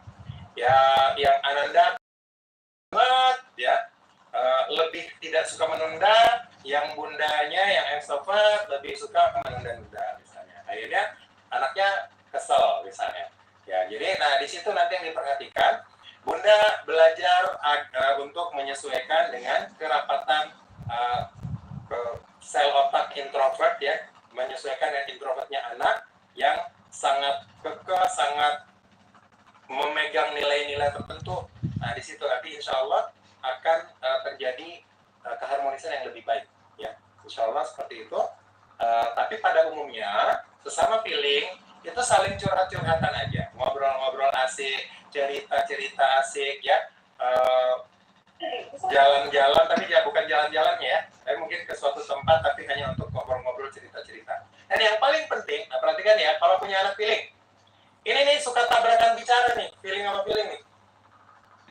Karena feeling sama feeling sama-sama suka bicara, maka ketika anak mau bicara kemudian dipotong oleh bundanya, disinilah terjadi masalah juga ya. Jadi biasakan mendengar anak lebih lengkap, lebih lama, lebih sabar. Tapi insya Allah feeling extrovert lebih sabar kok ngedengar bunda. Jadi bersabarlah mendengarkan maunya atau curhatannya si anak. Demikian insya Allah, semoga lebih baik lagi ke depannya. Silakan Pak Adit. Baik, pertanyaan ketiga dari Tami Purwokerto. Saya intuiting introvert, anak saya sensing extrovert. Bagaimana caranya untuk menyuruh padahal sudah diiming-imingi hadiah tapi tidak jalan? Intuiting introvert, orang tuanya anak sensing extrovert. Oke. Sudah diiming-iming. Coba dicek lagi, diiming-imingnya jangka panjang atau jangka pendek. Kalau intuiting biasanya cenderung jangka panjang tuh, ya. Kalau orang tuanya memberikan iming-iming jangka panjang, nggak mempan buat anak yang jangka pendek. Ya. Jadi iming-imingnya per hari ini, per 2 hari, paling lama 1 minggu, ada rewardnya. Coba mudah-mudahan ada di situ. Asumsi saya kemungkinannya ada di sana. Silakan. Kemudian jangan lupa dicatat dan jangan lupa menepati janjinya, karena atau bisa jadi pernah dijanjikan dulu tidak ditepati sehingga anak sudah nggak dengar lagi, nggak percaya lagi. Nah, silakan dicek ya ayah bunda apa masalah yang terjadi. Silakan Pak Adit. Baik, pertanyaan keempat dari Erlangga Sidoarjo. Saya, istri dan anak semuanya extrovert. Apa yang sebaiknya dilakukan? Wow, keren nih calon orang kaya raya keluarga. Sensing ya? Extrovert, Pak. Semuanya extrovert. Extrovertnya ya, sorry, saya kira sensing. Sama-sama extrovert semua. Ya, berarti sama-sama bertoleran. Artinya sebetulnya nggak terlalu banyak gontok-gontokan. Cuman biasanya yang extrovert itu juga pada akhirnya karena banyak ngalahnya, gampang ngalahnya karena longgar kan ya. Gampang bertoleran. Cuman akhirnya bisa jadi nyimpan di dalam ya. Dia ngalah, ceritanya ngalah tapi nyimpan. Nah, ini yang harus hati-hati. Kalau cuma ngalah-ngalah saja alhamdulillah. Nah, disimpan, nggak ada penyakit hatinya gitu. Tapi kalau itu ngalahnya tapi sebetulnya nyesek, itu sebetulnya harus diungkapkan. Oke, jadi disyukuri saja dengan semua kondisi ya, apapun pola, postur, pasutri dan parenting kita, maka itu semua sudah diatur sama Allah, maka kita bersyukur bahwa itu yang terbaik buat keluarga kita. Jadi saya pikir tidak ada masalah ya dengan itu. Yang paling penting adalah sama-sama bikin program, sama-sama baca buku misalnya. Tergantung ya, kalau dia semua suka baca buku. Cari motivasi bareng, ya, nonton ceramah bareng, hadir majelis taklim bareng, karena sama-sama ekstrovert semua, butuh motivasi dari luar, ya. Dan juga pastikan punya guru ya yang bisa menasehati, memberikan motivasi dari luar, karena sama-sama kurang inisiatif. Jadi seperti itu, dan itu harus dimulai dari parent leadernya. Silakan, Pak Ade. Baik, pertanyaan kelima dari Lydia Megawati, Gua Sulsel. Bagaimana mengarahkan thinking extrovert dalam hafalan Al-Quran? Thinking extrovert dalam hafalan Al-Quran. Berikan alat gini. Berikan dulu motivasi secara logika. Kalau orang yang menghafal Al-Quran itu dalil-dalilnya dikeluarin ya, dari hadis, dari ayat Al-Quran atau dari hadis, apa sih janji Allah buat orang-orang yang dekat sama Al-Quran. Ya, karena orang thinking butuh dalil. Yang kedua, biasakan untuk mengarah. Orang thinking itu sukanya ngatur, nggak suka diatur, ya. Sukanya mengarahkan, nggak suka diarahkan. Jadi caranya gimana? Caranya dengan bertanya. Menurut kamu, menurut pendapat kamu bagaimana kalau misalnya jadwal itu diatur untuk bisa menghafal, misalnya secara jadwal ya. Menurut kamu jadwal menghafal Al-Quran enaknya jam berapa misalnya? Tanya sama dia. Ya, jadi biar dia yang mengatur dirinya, jangan kita yang mengatur-ngatur jadwalnya dia. Yang penting dia komitmen, ya, dalam satu berkomitmen saja. Kalau orang thinking kuncinya bersepakat, ya, duduk bersama, bersepakat, kemudian apa targetnya, dia sudah siap, maka siapkan juga reward untuk dia karena dia thinking extrovert, ya. Demikian, silakan Pak Adi. Baik, pertanyaan ke-6 dari Rofiqah Al-Khairiyah, Lampung Selatan. Untuk fasilitasi ekstrovert, sejauh mana ya solver? Kalau introvert, apa tidak perlu difasilitasi berupa barang? Apakah introvert tidak perlu difasilitasi? Tentunya ini tergantung jumlah anak, ya. Tergantung jumlah anak. Semua tentu ada fasilitas tertentu, itu pasti ada. Yang paling penting itu pendekatannya, ya, pendekatannya, approach-nya. Semua anak pasti akan cemburu kalau misalnya kakaknya dapat fasilitas, adiknya enggak misalnya. Ini adalah tantangan tersendiri, ya, bagaimana mengelola anak yang berbeda-beda, ada yang introvert, ada yang extrovert. Maka otomatis semuanya harus difasilitasi, semuanya harus ada punishment. Ya, walaupun yang extrovert tetap ada punishment. Jangan salah paham teman-teman ya. Bukan berarti yang extrovert itu tidak dipunish, ya, tidak dihukum. Tetap yang penting jelas, sudah sepakat aturannya apa, kalau dia mendapatkan prestasinya, pencapaiannya, dia dapat apa. Kalau misalnya dia melanggar aturan tertentu yang sudah disepakati, maka dia punishment-nya apa. Selalu ada, karena surga dan neraka Allah ciptakan itu untuk semuanya. Cuman untuk mengingatkannya, kan udah ada nih reward-nya apa, punishment-nya apa. Jadi mengingatkannya itu lebih banyak. Perorangan, personal, kalau misalnya ngomong sama anak yang extrovert, ngomongin tentang reward, kan ada rewardnya. Nah, kan asik tuh kalau kamu dapat prestasinya, nanti dapat ini, dapat itu, dan seterusnya. Ya, sesuatu yang sudah disepakati. Ya, kalau yang introvert, pendekatannya kepada yang punishment. Kalau fasilitas bagaimana? Nggak ada masalah, ya. Silakan difasilitasi sesuai dengan kebutuhannya, ya, karena apalagi kalau anaknya lebih dari satu, ya, maka tentunya harus seragam fasilitasnya. Ya. Jadi pendekatannya yang penting. Apa batasan fasilitas? Sebetulnya nggak ada matematika banget ya. Ini nge-feel aja masalah batasan fasilitas. Ya. Jadi bagaimana kemampuan orang tua, kemudian ada strategi tertentu bagaimana fasilitas itu bisa diberikan. Oke. Demikian, Pak Adit. Baik, pertanyaan ke-7 dari Dewi Bakti, Kabupaten Bekasi. Assalamualaikum. Waalaikumsalam. Pak, maaf izin bertanya. Kenapa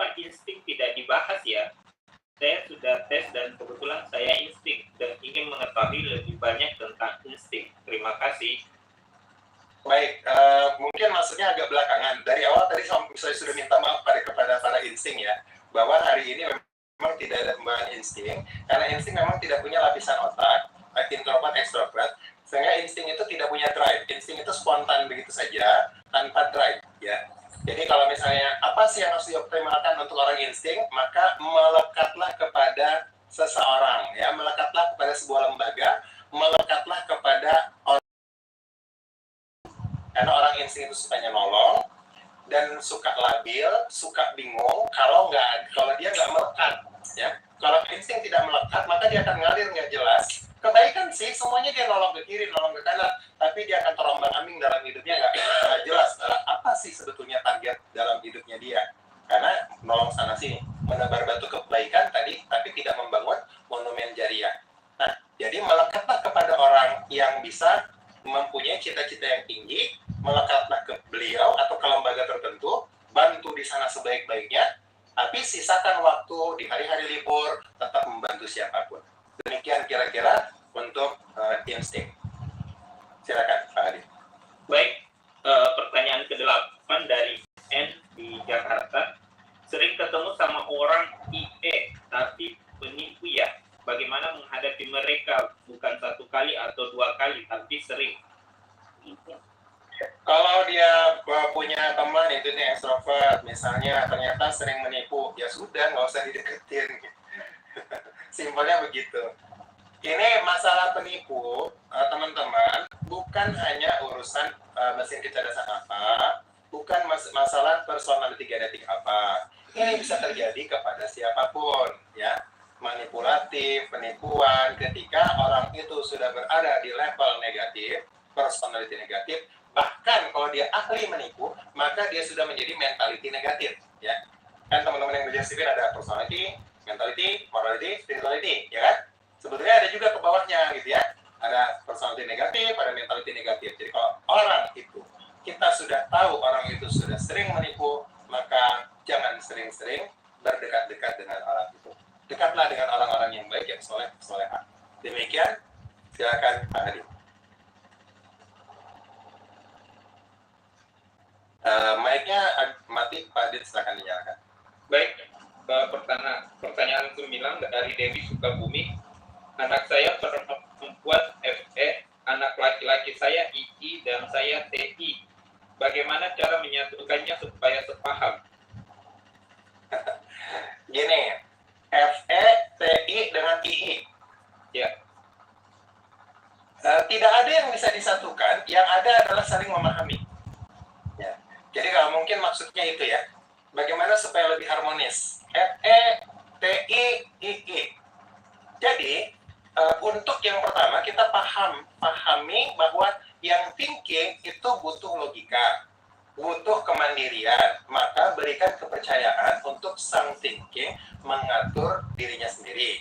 Yang intuiting butuh kebebasan, ya, maka berikan wilayah-wilayah bebas untuk dirinya, ruangan tertentu, misalnya kalau misalnya dia bisa ya secara ekonomi kita mampu memberikan ruang khusus untuk yang intuiting, kamar maksud saya, ya, atau space bahwa ini ada ruang privasinya dia, maka berikan ruang-ruang privasi dan juga berikan waktu-waktu privasi untuk si intuiting. Yang feeling, berikan perhatian, ya, berikan perhatian untuk dia bisa bercerita, bisa curhat, bisa ngobrol-ngobrol asik di rumah. Nah, gimana caranya? Karena ini kan kita nggak bisa saling paham orang tua ke anak. Makanya satu keluarga itu ya jika anak itu sudah bisa memahami sipil, mungkin di usia SMP udah bisa mulai lah ya. Bisa mulai adik itu orang gini, kakak itu orang yang gini, ayah itu begini, bunda itu begini. Makanya anak-anak saya semua itu sejak SMP dan SMA mereka sudah lulus workshop 1, workshop 2, level 1, level 2, itu sudah saya ikutkan semua. Jadi di rumah tuh Masya Allah, Alhamdulillah. Ya asik banget di rumah. Kenapa? Karena konflik bukan hilang, tapi cepat sekali teratasi. Karena ngobrol kami di rumah itu sudah, ayah kan orangnya begini, abi kan orangnya begini, umi tuh orangnya begini, kakak tuh begini, adik tuh begini. Sehingga ketika ada masalah itu cepat sekali teratasi. Maka duduk bersama, yang feeling, thinking, intuiting, duduk bersama ngebahas ilmu Stephen supaya saling terbuka butuhnya apa. Yang terakhir, diskonlah masing-masing maunya kita. Kalau aku hanya ingin aku yang terpuaskan, maka orang lain tidak bisa terpuaskan. Maka supaya orang lain bisa terpuaskan, aku harus mendiskon mauku. 50% mauku, kemudian yang di sana, yang di sebelah sana, dia juga sama-sama mendiskon maunya 50%, maka itu namanya kita yang happy. Jadi keluarga, untuk menjadi keluarga happy, harus berada di level morality, kekitaan. Kalau sudah berkeluarga masih membawa aku, maka sulit mendapatkan keharmonisan. Tidak bisa mendapatkan sakinah mawaddah warahmah. Untuk mendapatkan sakinah mawaddah warahmah, diskon 50%. Supaya aku tetap dapat walaupun aku tidak dapat 100%, maka yang di sana juga, anak, istri, ya, suami, semuanya masing-masing mendapatkan walaupun tidak penuh. Akhirnya menjadi kita yang happy. Demikian Pak Adir, silakan. Baik, pertanyaan ke-10 dari Idah Serang Panteng. Anak saya intuitif extrovert dan introvert. Keduanya harus selalu diingatkan setiap saat, setiap mau makan, mandi, belajar, dan lain-lainnya. Bagaimana treatment terbaik untuk kedua anak saya? Terima kasih. Sebentar, Pak Adir tolong diulang yang tipenya apa? Anak saya intuitif extrovert dan introvert. Oh, sama-sama intuiting. Nah, dalam hal mesin kecerdasan intuiting memang sama-sama pelupa, ya, sama-sama pelupa. Jadi memang tetap harus selalu diingatkan, ya. Yang intuiting extrovert pelupanya lebih lagi biasanya, karena sudah intuiting pelupa, extrovert lagi longgar gitu kan. Yang intuiting introvert pelupanya nggak terlalu berat jika sudah masuk kepada perfeksionisnya dia, ya. Jadi sama, itu yang extrovert pun akan terbantu ketika itu sudah masuk ke hasratnya dia, ya. Jadi kalau sesuatu itu sudah masuk di hasrat seseorang intuiting, maka dia akan cenderung mudah ingat, gitu. Jadi tidak ada masalah, jangan menjadi sesuatu yang berat, beban, karena memang kecenderungan intuiting itu fokusnya ke masa depan, ya, kemudian sering lupa dengan masa lalu. Jadi gimana nih supaya dia nggak sering lupa? Pilih hal-hal penting, apa yang diinginkan oleh orang tua yang dia tidak boleh lupa misalnya, ya. Nah, yang itulah dibangkitkan hasratnya. Karena kalau segala hal agak sulit, ya. Jadi pilihkan beberapa hal yang ayah bunda ingin dia tidak sering lupa, masukkan hasratnya ke situ, ngobrol-ngobrol tentang ananda, tentang urusan itu. Kemudian siapkan rewardnya, siapkan punishment-nya. Demikian. Silakan Pak Adit. Baik, pertanyaan ke-11 dari dia, Jabodetabek. Intuitif introvert berarti kemudi dari dalam dan lebih suka mengeksplor dan tidak mau diikat, ya. Betul. Jadi maunya bebas, ya. Maunya bebas. Berikan ruang dan waktu yang seluas-luasnya, berikan fasilitas kreatif yang seluas-luasnya. Demikian Pak Adit. Baik, pertanyaan 12 dari Ratih Widya Stuti Riau. Klien saya yang punya anak sensing selalu khawatir. Bagaimana jika anaknya selalu diiming-imingi dan terbawa sampai besar dan hanya mau tergerak jika diiming-imingi saja? Ayah bunda sekalian, ini pertanyaan berulang untuk anak sensing. Apakah nanti anak sensing ini menjadi tidak bisa menjadi ikhlas? Gini, kita semua ya, di orang dewasa pun itu akan lebih semangat. Misalnya orang-orang yang bekerja di perusahaan, kalau ada bonus, ada iming-iming bonus kalau untuk prestasi tertentu, pasti cenderung lebih semangat, kan begitu ya. Sehingga itu akan melekat, iming-iming itu akan selalu melekat. Jadi jangan khawatir, ya, jangan khawatir tentang urusan ikhlas, karena ikhlas yang sebenarnya itu nanti datang turun langsung dari Allah yang meletakkan kepada hati hambanya. Yang bisa kita lakukan sebagai hamba pada umumnya adalah berikhtiar, berusaha, berjuang untuk ikhlas. Ya, bahwa ikhlas yang sebenarnya itu Allah yang meletakkan. Maka di sini saya belajar dari beberapa ulama gitu ya. Mukhlisin dan mukhlasin itu berbeda. yang sulit digoda syaitan itu adalah mukhlasin. Ya, illa ibadakal mukhlasin. Nah, itulah orang yang telah masuk ke level ikhlas yang sesungguhnya. Maka bagaimana dengan anak kita? Bagaimana caranya kalau diiming-iming terus kapan ikhlasnya? Ya. Sambil mengiming-iming, ya, ketika dia sudah masuk ke level yang namanya usia akil balik, ya. Kalau dia sudah akil balik, maka sambil memberi iming-iming, kita harus sambil menyampaikan bahwa ada namanya pahala dari Allah. Ya, itu pelan-pelan. Nanti lama-lama insya Allah mereka, anak-anak sensing juga akan paham. Ya, maka sering-seringkan hadirkan di ceramah-ceramah agama. Nanti insya Allah datang masa ikhlasnya itu. Ya, jangan khawatir.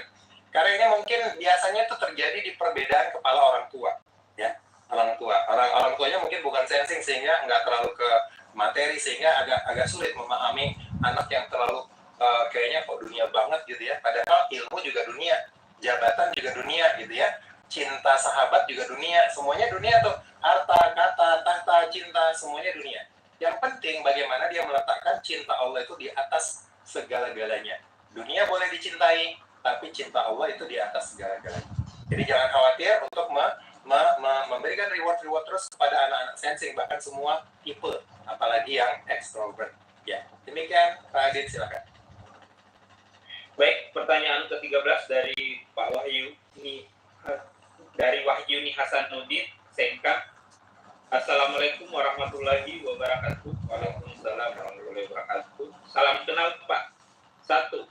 Anak saya intuiting introvert, usia 14 tahun. Bagaimana cara memotivasi supaya bisa capai target dalam pelajaran misalnya? Kadang saya tantang, malah justru sedikit melemah seperti kelihatan dibanding-bandingin sama teman yang lain. Pertanyaan kedua, saya ibu 3 anak. Saya thinking extrovert, anak feeling extrovert, intuiting introvert, sensing extrovert, suami sensing extrovert. Sebentar Pak Adin, ini masih orang yang sama ya? Masih sama. Ada satu-satu dulu ya, saya supaya nggak tereksitasi. Yang pertanyaan pertama dulu ya. Jadi yang intuiting introvert tadi kan? Oke. Ya, yang intuiting introvert itu sesuatu yang tidak semangat dilakukan oleh intuiting itu karena sesuatu itu belum berhasrat untuk dia. Jadi ayah bunda, guru harus paham bagaimana membangkitkan hasrat intuiting ya, lewat apa? Lewat kreatif, lewat otak kanan atasnya yang senang dengan kreativitas. Misalnya untuk membuat dia semangat belajar, maka kita sampaikan bahwa belajar itu kalau kamu pintar dengan pelajaran-pelajaran, maka kamu bisa mengubah masa depan. Kamu itu bisa menemukan sesuatu yang baru. Kamu itu bisa menjadi penemu-penemu sesuatu yang belum pernah ada di muka bumi. Misalnya ya, tergantung level usianya ya. Jadi bagaimana caranya memotivasi intuiting itu lewat dream, lewat impian dia. Tapi itu harus impian dia, bukan impiannya ayah bundanya. Ya. Jadi dia harus tahu apa yang paling diinginkan. Nah, maka masuklah lewat dream itu. Insya Allah hasratnya akan terbangun. Dan kalau masalah membandingkan, mungkin kalimatnya saja barangkali. Kalau introvert itu sebetulnya kita cuma bilang, kamu harusnya bisa lebih dari dia kok. Kamu tuh lebih pintar kok dari dia. Kayak gitu. Jadi bahasanya dipilih supaya tidak bahasa yang menjatuhkan. Kalau introvert boleh, yang extrovert jangan ya. Kalau introvert kan ditantang. Masa kamu nggak bisa sih ngelewatin dia? Yang introvert ya. Ya, masa sih kamu nggak bisa? Kamu bisa kok nak, kamu bisa pasti melewati dia. Tapi sekali lagi, sebelum kita tantang seperti itu, dia harus berhasrat dulu. Karena tantangan apapun, kalau dia nggak berhasrat, maka dia nggak akan melakukan apa-apa. Demikian Pak Adin, lanjut ke pertanyaan kedua.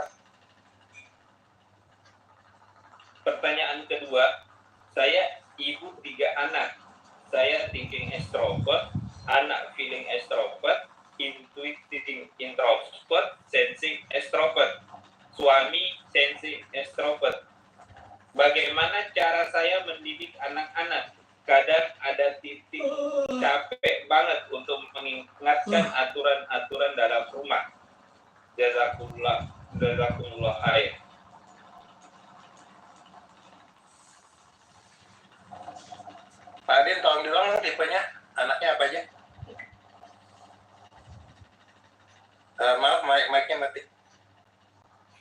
extrovert, intuitive introvert, dan introvert, sensing extrovert. sensing extrovert. Oke. Suaminya sensing extrovert.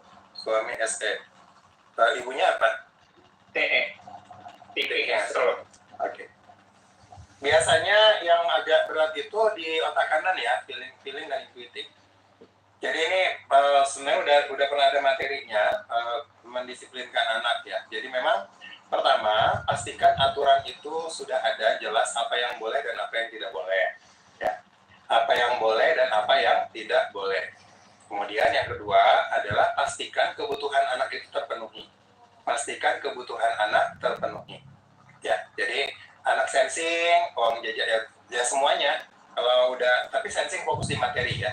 Sensing fokus di materi, intuiting fokusnya di kebebasan, kemudian feeling itu kebutuhannya adalah perhatian. Jadi di sini kerjasama antara ayah dan bunda. Kalau feeling mau cerita, berarti ke ayahnya. Karena ibu bunda yang thinking mungkin agak capek melelahkan menghadapi anak feeling yang cerita. Ya, sementara orang thinking agak malas mendengarkan cerita panjang. Jadi bisa kerjasama dengan ayah. Tapi kalau ayah memang sibuk, maka otomatis bunda harus berkorban. Memang melelahkan menghadapi feeling khususnya ya. Feeling khususnya apalagi feelingnya extrovert. Ya. Kemudian yang intuiting itu diberikan kebebasan, didirect. Jadi insya Allah reward dan punishment akan bisa mengubah mereka, tapi dengan cara yang baik, pilihan kata yang benar. Insya Allah seperti itu. Jadi pastikan kebutuhan mereka terpenuhi, ya. Mereka kalau misalnya mereka belum disiplin, maka dia ada yang kurang dalam kebutuhan jiwanya. Ya. Jadi kalau kebutuhan jiwanya masih kurang, silakan konsultasi kepada promotor dan solver kalau misalnya masih membutuhkan lebih dalam lagi.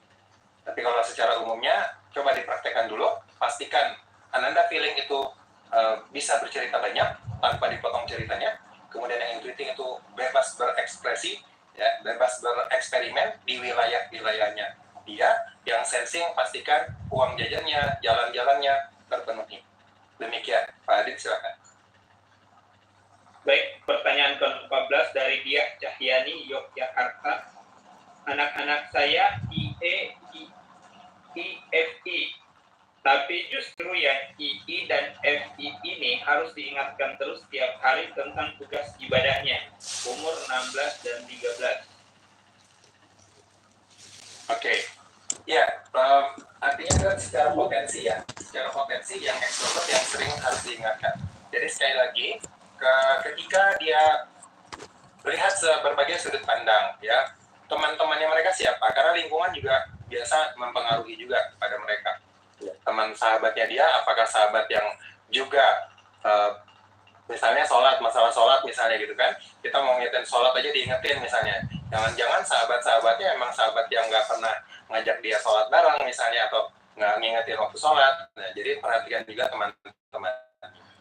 Jadi kalau yang introvert bisa ditantang, sekali lagi siapkan reward dan punishment, kemudian diingatkan. Biasanya kalau punishment itu sudah ada, yang introvert itu insya Allah akan lebih tergerak. Ya kalau memang tidak jelas reward dan punishment itu memang susah ya di dalam rumah. Harus ada reward dan punishment. Sebagaimana Allah menciptakan surga neraka, maka hendaknya surga neraka itu atau reward dan punishment selalu ada di lingkungan manapun, di komunitas manapun, ya, khususnya keluarga. Terima kasih, Adit. Silakan, Pak Adit. Pertanyaan ke-15 dari Putri Kurnia, Serang, Banten.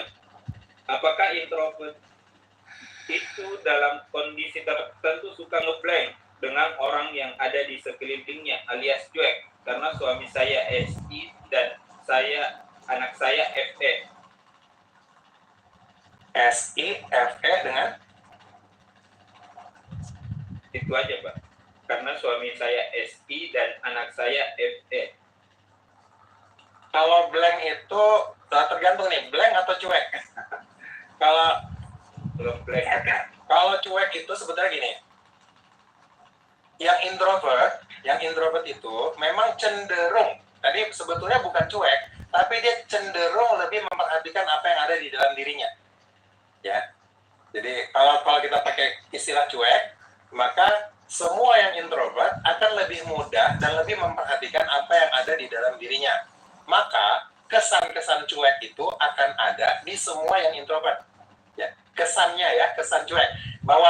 Cuek yang sebenarnya ada di intuiting introvert, ya.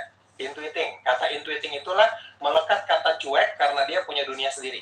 Orang intuiting, dia punya dunia sendiri, maka dia akan cuek dengan lingkungannya, asosial, ya, nggak pedulian gitu ya. Jadi, tapi kalau yang sensing introvert, kalau dikatakan blank, memang orang sensing itu suka blank. Blanknya gimana? Pada saat dia tereksitasi. Misalnya gini, orang sensing itu kalau dia ngomong A, B, C, D, E, F, G sampai Z, ya, kemudian dia mau ngomong sampai Z, sampai di huruf, katakan huruf G, sampai di huruf G, tiba-tiba ada yang ada suara, ada tiba-tiba ajakan obrolan, ada kayak gini nih misalnya ya. Misalnya saya lagi ngomong kayak gini, saya kan sensing ya. Kemudian tiba-tiba ada yang mic-nya nyala tuh. Ada mic-nya nyala, kebetulan di situ anaknya sedang agak ribut misalnya suara. Kadang-kadang tuh saya ngeblank. Tadi sudah sampai mana ya? Gitu. Nah, itu sensing memang sering seperti itu karena dia orang yang berurutan. Ya. Kalau cuek tadi sekali lagi, semua yang introvert itu bisa di kondisi-kondisi tertentu terlihat seperti cuek. Kenapa? Karena dia lebih memperhatikan apa yang ada di dalam dirinya, pendapat dirinya sendiri, sehingga ada kesan-kesan cuek. Tapi bukan si paling cuek. Si paling cuek ada di intuiting. Silakan Pak Adil. Baik, pertanyaan ke-16 dari Nurul Goa. Cara membuat mudah bergaul berbicara bagi anak insting yang pendiam. Anak insting itu semuanya pendiam. Jadi ini, kalau insting ya, semua insting dia orang yang paling tidak inisiatif. Air itu, dasarnya air itu tenang, ya. Air itu, basicnya air adalah tenang. Sehingga air akan mengalir ketika dia dialirkan, ya. Dia dialirkan atau terjadi tekanan yang berbeda sehingga dia akan mengalir. Insting juga begitu. Insting seperti air. Jadi dia tidak akan menjadi anak yang berinisiatif untuk ngobrol duluan. Harus ada yang membuat dia ngajak ngobrol baru dia ngomong. Ya. Jadi kalau nggak diajak ngobrol ya dia nggak akan ngomong, dia akan diam saja. Kalau nggak ada yang minta tolong dia akan diam saja.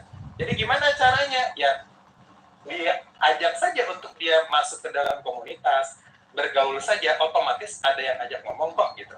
Jangan berharap inisiatif terlalu banyak dari anak insting. Yang penting dia berada di dalam komunitas sosial, maka insya Allah dia akan siap berperan di sana. Ya, dia akan siap untuk menolong siapa yang butuh bantuan. Demikian Pak Adin, silakan. Baik, pertanyaan ke-17 dari Alivia Husna, Sukabumi, Jawa Barat. Solver, alhamdulillah kami sudah tes. Saya IE, suami SE. Anak pertama 4 tahun, perempuan II. Anak kedua belum tes. Karena drive saya dan suami ekstrovert, kami memang jadi lebih santai dalam komunikasi. Bagaimana tipsnya agar anak kami yang introvert juga nyaman dalam komunikasi yang kami berikan? Ya, artinya secara ekstrovert nanti kepada anak yang introvert memang belajar untuk di dalam hal-hal tertentu ya, di dalam hal-hal tertentu belajar untuk lebih rapat ya. Misalnya masalah sholat tepat waktu contohnya ya, atau hal-hal apa lagi ya, supaya yang introvert itu terdidik untuk dia lebih bisa menjalani hidupnya dengan prinsip-prinsip kehidupan dia gitu. Karena mesin kecerdasannya lebih berprinsip. Ya, dia akan lebih kuat di dalam memegang prinsipnya dia sendiri. Jadi dan belajar untuk memancing apa yang dia mau. Jadi bukan memberikan masukan tapi memberikan alternatif, misalkan dia intuiting ya. Memberikan alternatif kepada dirinya untuk memilih apa yang dia mau. Jadi intinya di dalam beberapa hal maka harus ada hal-hal yang berprinsip yang diajarkan kepada anak intuiting introvertnya. Karena orang tuanya ekstrovert semua, gitu ya.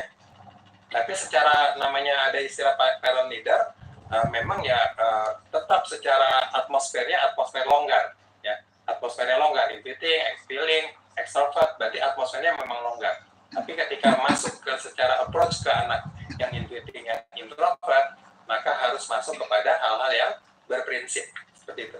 Silakan Pak Adin. Baik, pertanyaan ke-18 dari Erik Ramdan, Kota Sukabumi. Cara mengatur anak dengan II dan FE. II dan FE, ya saya ulang lagi, intuiting butuh kebebasan, feeling itu butuh perhatian.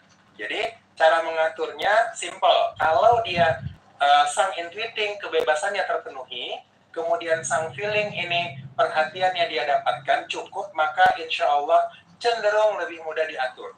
Ya, jadi kalau masih susah diatur, mungkin masih ada yang kurang.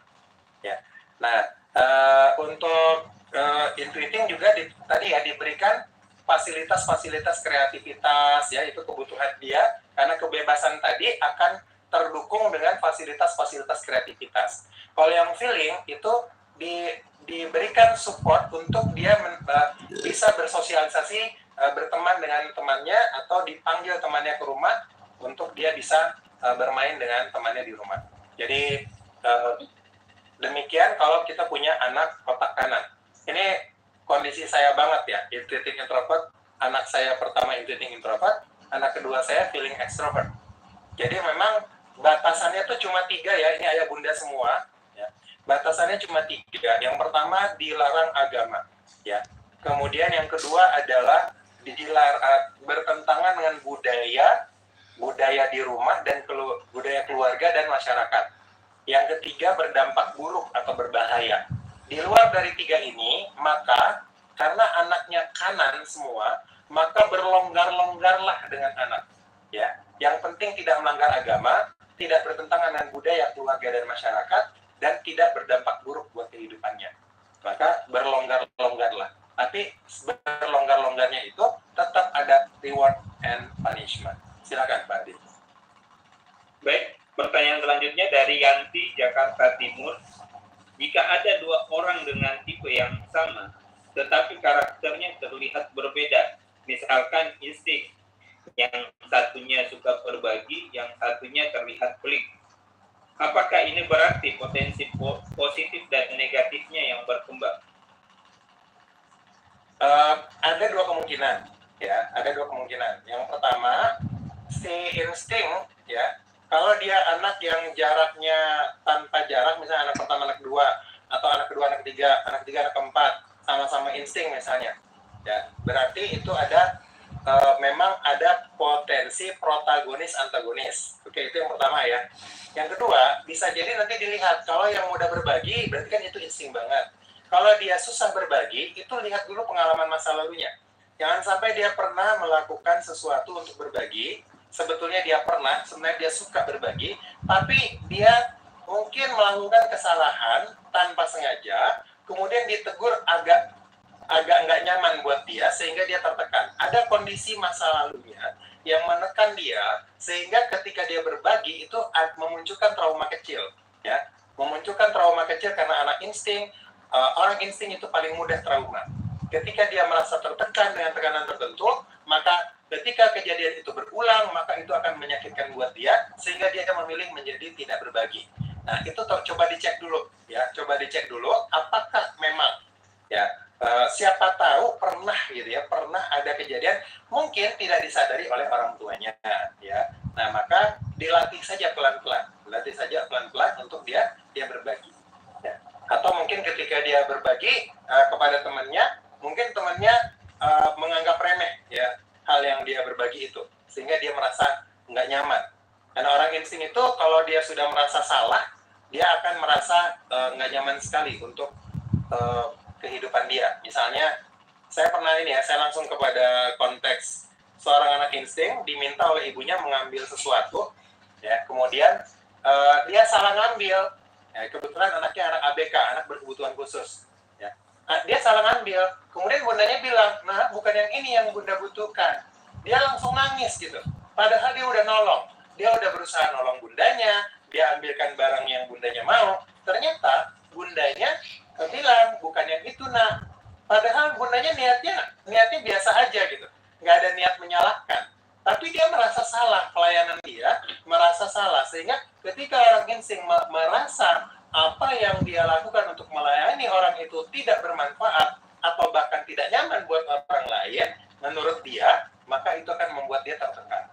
Nah, jadi gimana caranya? Kalau dia anak insting itu melakukan sesuatu dia salah, kita bilang aja, wah alhamdulillah terima kasih bantuannya, tolong dong yang itu juga diambilin misalnya. Jadi tidak ada rasa salah yang dirasakan oleh si insting. Nah, itu dilihat dulu latar belakangnya, kemudian pelan-pelan dilatih lagi untuk berbagi. Kalau yang terjadi adalah antagonis protagonis, maka saran dari Steven adalah untuk membedakan aktivitas anak pertama dan anak kedua. Kalau dia sama tipe, terjadi muncul positifnya, yang satu muncul personality negatifnya. Ya, dilakukan pemisahan aktivitas. Demikian Pak Adin, silakan. Baik, pertanyaan berikutnya dari Emi Herlina, Bandar Lampung. Solver, suami saya TE. Dalam keseharian, dia seperti introvert yang dalam ilmu psikologi. Seperti tidak suka keramaian, penyendiri, nggak suka angkat telepon, dan lain-lain. Jadi, saya sempat meragukan kenapa dia TE, extrovert. Apa karena thinkingnya itu ya? Oke, berarti mungkin siapa yang bertanya mungkin terlambat masuk ya. Tadi saya sudah jelaskan di awal, ini konsepnya berbeda dengan konsep psikologi umum. Jadi kalau dia thinking extrovert, maka walaupun judulnya extrovert, ya, karena memang beda extrovert yang di luar dengan extrovert yang ada di Steven. Orang thinking itu memang dia tidak suka dengan keramaian, tidak suka ngumpul dengan orang, agak malas ya berteman dengan banyak orang dan sebagainya. Itu normal-normal saja. Ya, tidak ada yang salah di dalam thinking extrovert di sana. Tinggal bagaimana kita menyadari bahwa orang thinking extrovert memang akan memilih teman, memilih jadwal, memilih komunitas, memilih untuk berkumpul dengan siapa, bersahabat dengan siapa. Semuanya berdasarkan pemilihan penting atau tidak penting, bagus atau tidak bagus, bermanfaat atau tidak bermanfaat.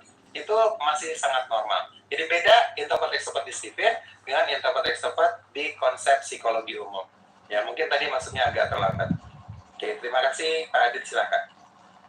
Baik, pertanyaan berikutnya dari Siti Albarkah Cikarang.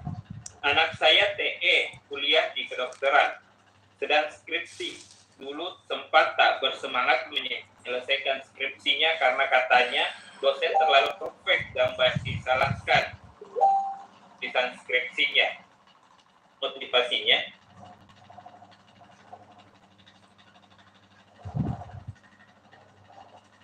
Nah, saya tadi tereksitasi, ada yang sharing sesuatu sebentar ya. Thinking extrovert, kedokteran, terus sedang skripsi gitu ya? Ya, sempat tak bersemangat menyelesaikan skripsinya karena katanya dosen terlalu perfect, banyak disalahkan tulisan skripsi. Bagaimana memotivasinya? Cara memotivasinya adalah begini, kita menyampaikan begitulah fakta kehidupan. Kalau misalnya bisa masuk ke ilmu Steven, ya sampaikan saja, kamu kan thinking, kamu kan punya argumen sendiri. Bunda yakin, ayah yakin, argumen kamu bagus. Orang thinking itu pasti punya hasil kerja yang sangat baik menurut argumen dirinya, gitu ya. Jadi dia diberikan dulu motivasi dan pengakuan bahwa pasti kerjaanmu bagus. Ya, itu dulu, karena dia anak thinking, gitu kan. Kemudian kita harus memaklumi bahwa ada yang berbeda cara berpikirnya dengan diri kita. Ya, sampaikan dosenmu cara berpikirnya berbeda. Kemudian yang paling penting adalah prestasi ke depannya. Jangan sampai nanti sayang sekali kalau misalnya prestasi yang hanya gara-gara skripsi atau sering disalahkan dari ini, ya kamu banyak kalah dulu. Ya, belajar untuk mengalah di urusan penyelesaian kuliahnya. Nanti setelah itu kamu bisa mengekspresikan diri kamu ya, menjadi diri kamu yang sesungguhnya ketika kamu sudah menjadi sarjana kedokteran, sudah jadi dokter gitu ya. Jadi ngalah dulu dengan maunya dosen. Begitu caranya. Karena kalau tidak, ya sayang kan gitu bilang, kamu kan pengen kan jadi dokter gitu kan, jadi motivasi lagi lewat kesenangannya ya, kesenangan dia kalau dia menjadi dokter, bicara tentang itu. Nah, jadi belajar untuk, karena orang thinking emang susah ngalah, nggak mau kalah dia ya. Jadi ini juga terjadi pada anak saya yang intuiting introvert. Kalau yang intuiting, anak saya justru perfeksionis sendiri gitu kan, perfeksionis banget. Kemudian diingatkan oleh bunda, istri saya, ngalah dulu lah nak untuk urusan skripsimu gitu, demi untuk masa depan ke depan, jadi ngalah dulu. Kita harus paham, tapi jangan dianggap remeh ya. Jadi jangan menganggap remeh hasil kerja dia. Kita kasih jempol dulu, kasih apresiasi dulu usaha dia melakukan yang terbaik. Nah, setelah itu baru ajarkan untuk mengalah demi bahasanya mengalah untuk menang gitu ya. Kamu kalah sekarang tapi untuk menang di masa depan. Demikian. Adit. Kita sampai 10 menit lagi ya.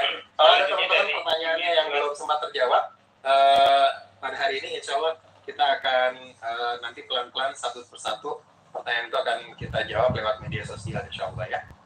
Baik, yang mau ikut ini ada link sudah dari panitia barangkali untuk mau ikut kuliah genetic self healing. Bagaimana mengobati hati yang terluka? Silakan mendaftar lewat link yang sudah ada di kolom komentar ya. Siapa tahu mau ikut kuliah selanjutnya untuk bagaimana mengatasi hati yang terluka atau sudah pesimis dalam hidup dan sebagainya. Insya Allah kita akan ada kelas khususnya ya berbasis tipe. Silakan Pak Adin dilanjutkan. Baik, pertanyaan berikutnya dari Yuli Lastri, Kota Tangerang. Feeling introvert, keras kemauannya walau tidak masuk di logika. Tapi jika terus bertekad dan berusaha, apakah kemauan tersebut bisa terwujud meskipun lingkungannya tidak mendukung? Feeling introvert, keras kemauan. Kalau kemauan itu selaras dengan kebaikan, ya, dia adalah anjuran-anjuran kebaikan yang diajarkan oleh Tuhan, diajarkan oleh Nabi, gitu. Maka ketika itu kebaikan, maka Tuhan pasti mendukung. Walaupun lingkungan nggak mendukung, itu adalah bagian dari ujian perjalanan. Dan kehebatannya feeling, seharusnya feeling itu memiliki nyali yang sangat kuat. Walaupun hambatan di lapangan, hambatan logika, apa yang terjadi fakta di lapangan itu kelihatannya tidak mendukung, maka tetaplah dengan nyalinya, ya. Jadi kuatkan nyali kita, apalagi kalau dikuatkan lagi dengan iman, ya. Nyali yang diselimuti dengan iman, maka itu nyali yang sangat luar biasa, ya. Maka insya Allah itu pasti terwujud. Saya meyakini semua kebaikan yang datang dari hati yang paling dalam, kemudian tidak ada betul-betul diniatkan untuk ridhonya Allah, pasti akan ditolong sama Allah. Walaupun di dalam perjalanannya ada hambatan, tantangan, dan segala macamnya, itu bagian dari ujian untuk menguji keimanan kita. Kalau feeling bahasanya uji nyali. Jadi nyalinya itu teruji dengan apa hambatan yang ada. Saya yakin pasti terwujud. Tetap bersemangat dengan memperjuangkan idealismenya, kebaikan-kebaikan yang diperjuangkan. Ya, silakan Pak Adit. Baik, pertanyaan selanjutnya dari Sibga Makassar. Bagaimana pola belajar juga amanah orang thinking extrovert dan melatih disiplin? Bagaimana pola belajar dan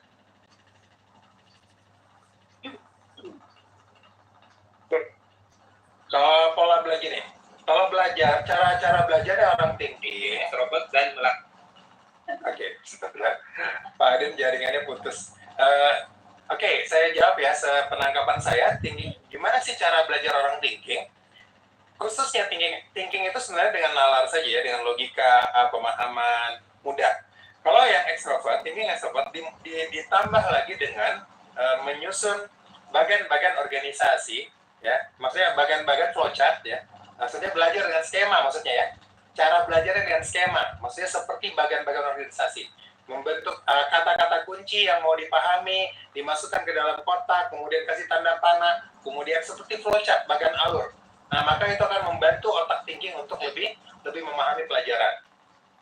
Kemudian, kalau masalah disiplin, seharusnya thinking itu mudah untuk disiplin. Walaupun thinking extrovert itu disiplin yang agak longgar. Artinya, selama tujuan akhir itu tercapai, maka ada aturan-aturan tanda petik ya. Tanda petik, ada aturan-aturan tipis-tipis dia langgar sebetulnya bukan dia untuk melanggar aturan, tapi dia tetap akan mencapai target yang diharapkan. Jadi sebetulnya thinking extrovert pada umumnya, thinking introvert extrovert itu pada umumnya cukup mudah untuk didisiplinkan. Walaupun tadi ada beberapa aturan yang menurut dia mungkin ini nggak apa-apa lah, yang penting saya kan tetap sampai di target yang diwajibkan buat saya misalnya, gitu. Jadi cukup buat komitmen. Jadi gimana kalau misalnya ada lebih dari itu, ketidakdisiplinannya lebih susah dari itu, maka duduk bersama, kemudian menjalin membuat keputusan bersama, kesepakatan bersama, mana yang boleh, mana yang nggak boleh. Jadi kalau misalnya thinking itu belum mendapatkan apa yang boleh, apa yang nggak boleh, belum jelas, maka itu tidak boleh kita tegur ketika dia melakukan kesalahan, kalau belum disepakati. Ya, maka silakan bersepakat. Insya Allah kalau thinking sudah mengatakan siap untuk ikut aturan, maka dia insya Allah akan ikut aturan. Silakan Pak Adin. Baik, pertanyaan berikutnya dari Desri Nawati Padak. Bagaimana mengarahkan anak feeling extrovert bisa lebih disiplin? Saya feeling introvert, bagaimana biar tidak sering berlawanan? Anak sedikit keras, bagaimana bernegosiasi karena dia kekeh dengan keinginannya aja? Ya, memang seperti itu. Jadi bagaimana mendisiplinkan anak feeling? Pertama, perhatiannya, pastikan dia bercerita, tidak dipotong ceritanya, ya kan? Pastikan dia diberi kesempatan untuk bersosialisasi dengan teman-temannya. Tinggal buatkan, kalau kita bicara disiplin ya teman-teman semua, Bapak Ibu ya Bunda, kalau bicara disiplin maka memang apapun mesin kecerdasannya harus jelas apa yang boleh dengan apa yang nggak boleh, ya, diperjelas dulu. Kemudian lakukan pendekatan dengan bahasa cinta. Ya, kalau feeling itu jangan dengan nada tinggi, dengan bersayang-sayang, ya, banyak pujian. Jadi anak-anak feeling itu sangat butuh dipuji dalam urusan apapun, ya. Kalau dia perempuan, anak Umi, anak Abi, anak Ayah Bunda cantik. Kalau dia laki-laki, wah gantengnya, gitu ya. Gitu kira-kira. Jadi puji apa aja tentang penampilannya, tentang bajunya, tentang memakan masakannya, misalnya dia memasak dengan kerapihannya, apapun dipuji, asik banget ya buat anak feeling. Maka perbanyak untuk itu ya, perbanyak makanan cintanya ya. Jadi dia sangat butuh perhatian, dia sangat butuh cinta, dia sangat butuh kalimat-kalimat lembut, dan dia sangat butuh dielus-elus ya. Karena touch ya, bahasa cintanya bahasa sentuhan ya. Harus banyak dipeluk, harus banyak didengarkan, jangan dipotong ceritanya. Demikian insya Allah, sampaikan apa maunya Bunda, ya. Insya Allah nanti anaknya juga akan ikut pelan-pelan. Silakan. Baik, pertanyaan berikutnya dari Nur Handayani Mamuju. Bagaimana bersinergi dengan pasangan yang sama-sama intuitif, yang satu extrovert, satunya introvert? Kalau sama-sama intuitif, ini postur suami istri ya?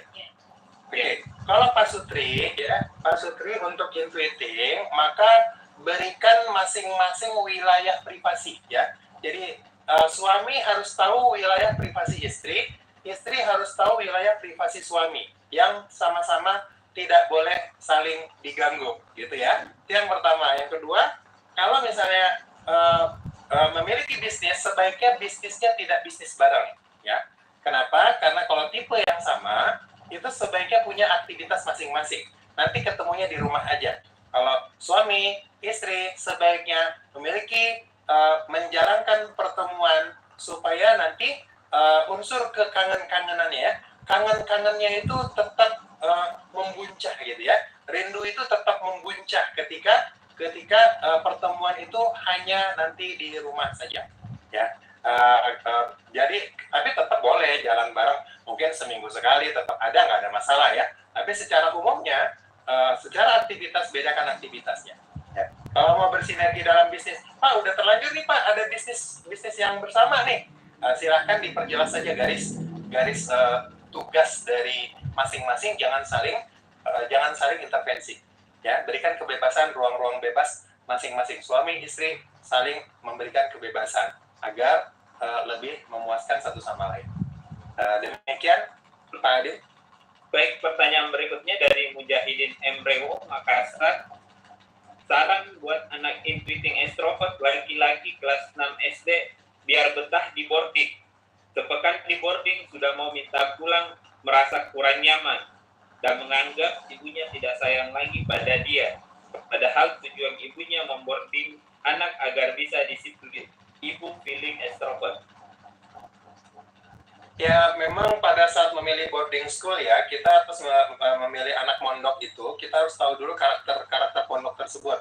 Jadi kalau punya anak intuiting, anak feeling, jangan mencari pondok yang terlalu disiplin. Sebaiknya tidak mencari yang terlalu ketat aturannya. Karena apalagi ekstrovert. Ya, jadi intuiting, feeling sama ya. Sebaiknya memilih pondok yang tidak terlalu disiplin amat. Yang paling penting itu dia tetap taat, sholat lima waktunya bagus, gitu ya. Dalam hal-hal tertentu itu tetap kita jaga. Tapi yang lainnya dibebaskan. Nah, jadi kalau ada anak yang nggak betah di pondok, anak intuiting, biasanya kreativitas dia, kebebasan dia itu terganggu. Jadi ada lingkungan di sekolah yang tidak nyaman. Misal, mungkin bukan kebebasannya, bisa jadi gurunya yang kurang kreatif, nggak asik misalnya di dalam kelas dan sebagainya. Itu membuat dia nggak betah. Kalau unsur kreativitas, unsur monoton, ya, kehidupan monoton yang dijalani oleh intuiting, maka dia seperti tersiksa di dalam kehidupan yang sangat monoton. Nah, ini yang perlu dibicarakan dengan Ananda. Bisa bersabar atau bagaimana, jadi seperti itu. Memang agak sulit kalau terlanjur si anak nggak cocok dengan tipe karakter dari pondoknya. Demikian Bunda, mungkin bisa dilakukan pendekatan kepada wali kelasnya, datangnya ustadznya, pembinanya, untuk memberi pemahaman bahwa Ananda ini intuiting, bagaimana bisa diberikan approach ya, memberikan motivasi lewat cara-cara intuiting kepada Ananda. Demikian. Baik, selanjutnya dari Ibu Nita Bali di Bali. Anak saya thinking introvert, ingin masuk SEF. Apa cocok, Sobat? Bentar.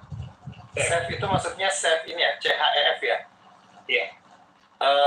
Kalau itu jadi passionnya nggak ada masalah.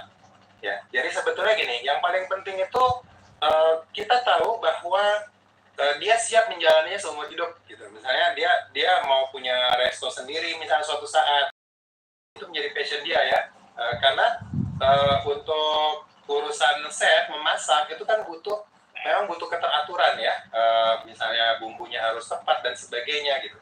Kalau thinking jadi chef itu dia akan memiliki masakan yang memiliki standar kualitas, tidak akan berubah rasanya ya. Kualitasnya, enaknya, manfaatnya dia tidak akan berubah, itu kekuatannya. Jadi nggak ada masalah kalau itu memang passionnya dia, karena masih bisa dia nuansa thinking masih bisa masuk di dalam dunia chef gitu ya, nggak ada masalah. Tapi diobrolin dulu, kamu mau nggak menjalani ini seumur hidup? Karena kalau bicara profesi itu kan seumur hidup ya, jadi bukan sekedar pekerjaan. Tanyakan dia, ini mau sebagai hobi atau sebagai profesi? Tanya dulu. Gitu, diperjelas. Silakan. Baik, pertanyaan selanjutnya dari Rina di Padang.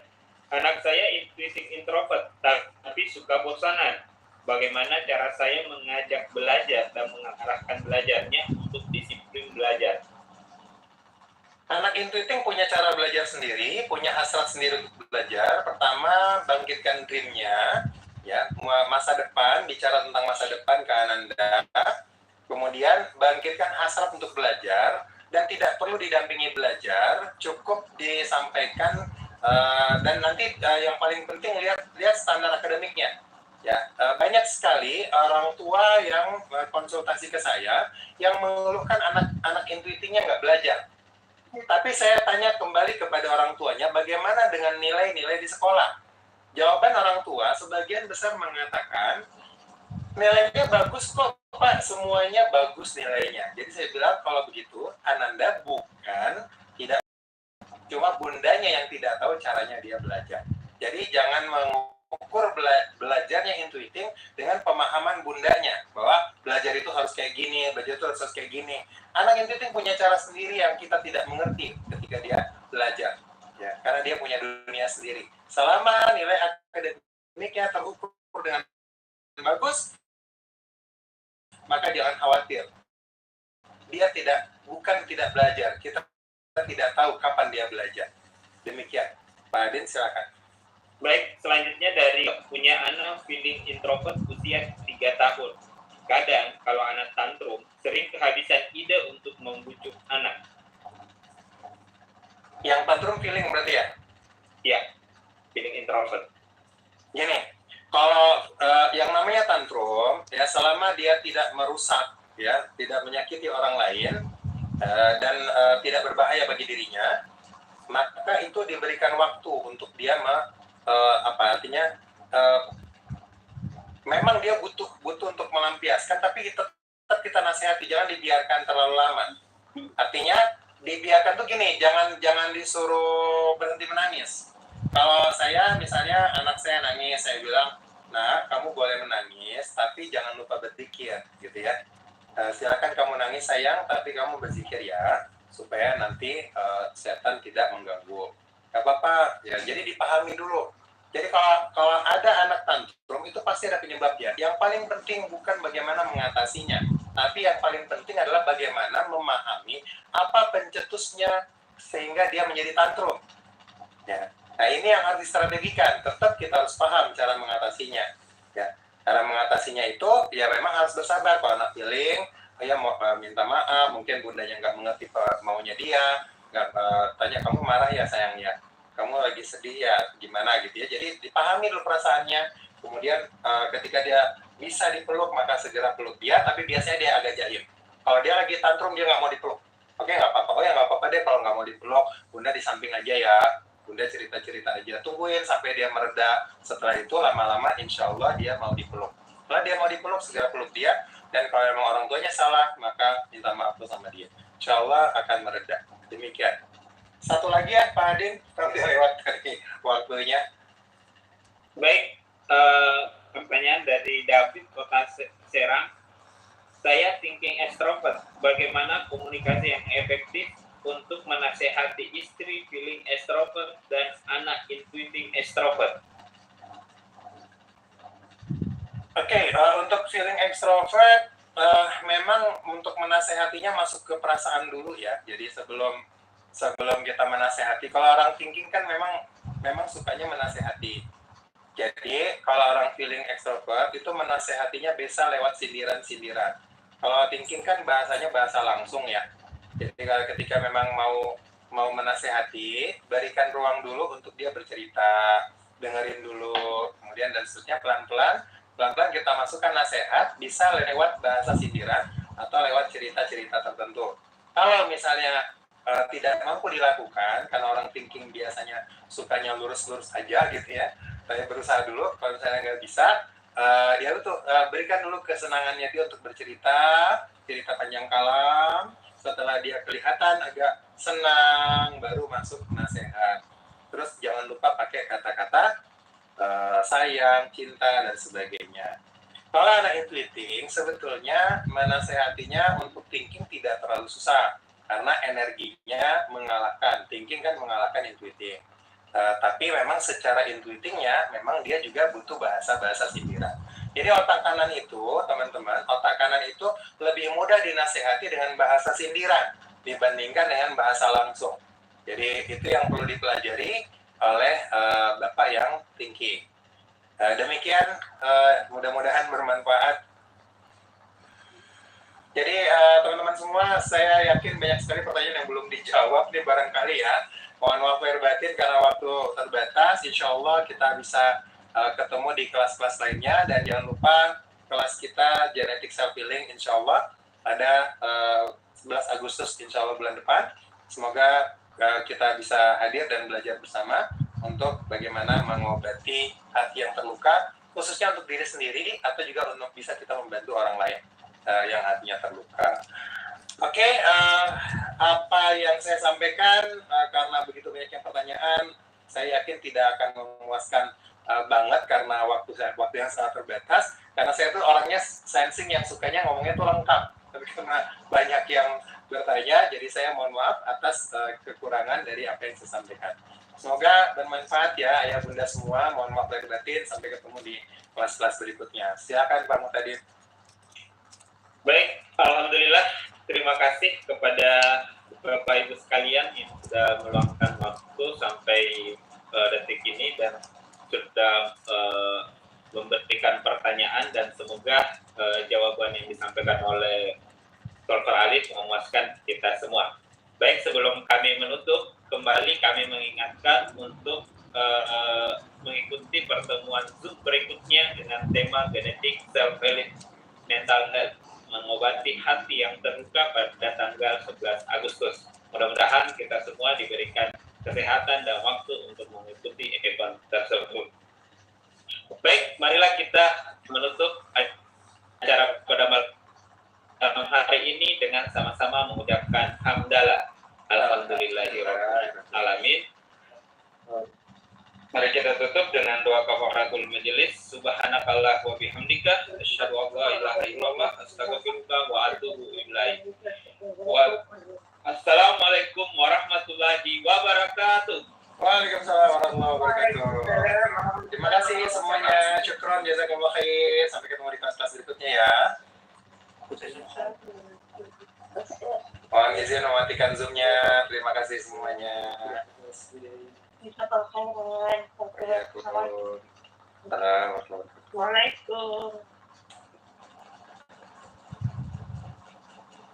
Record.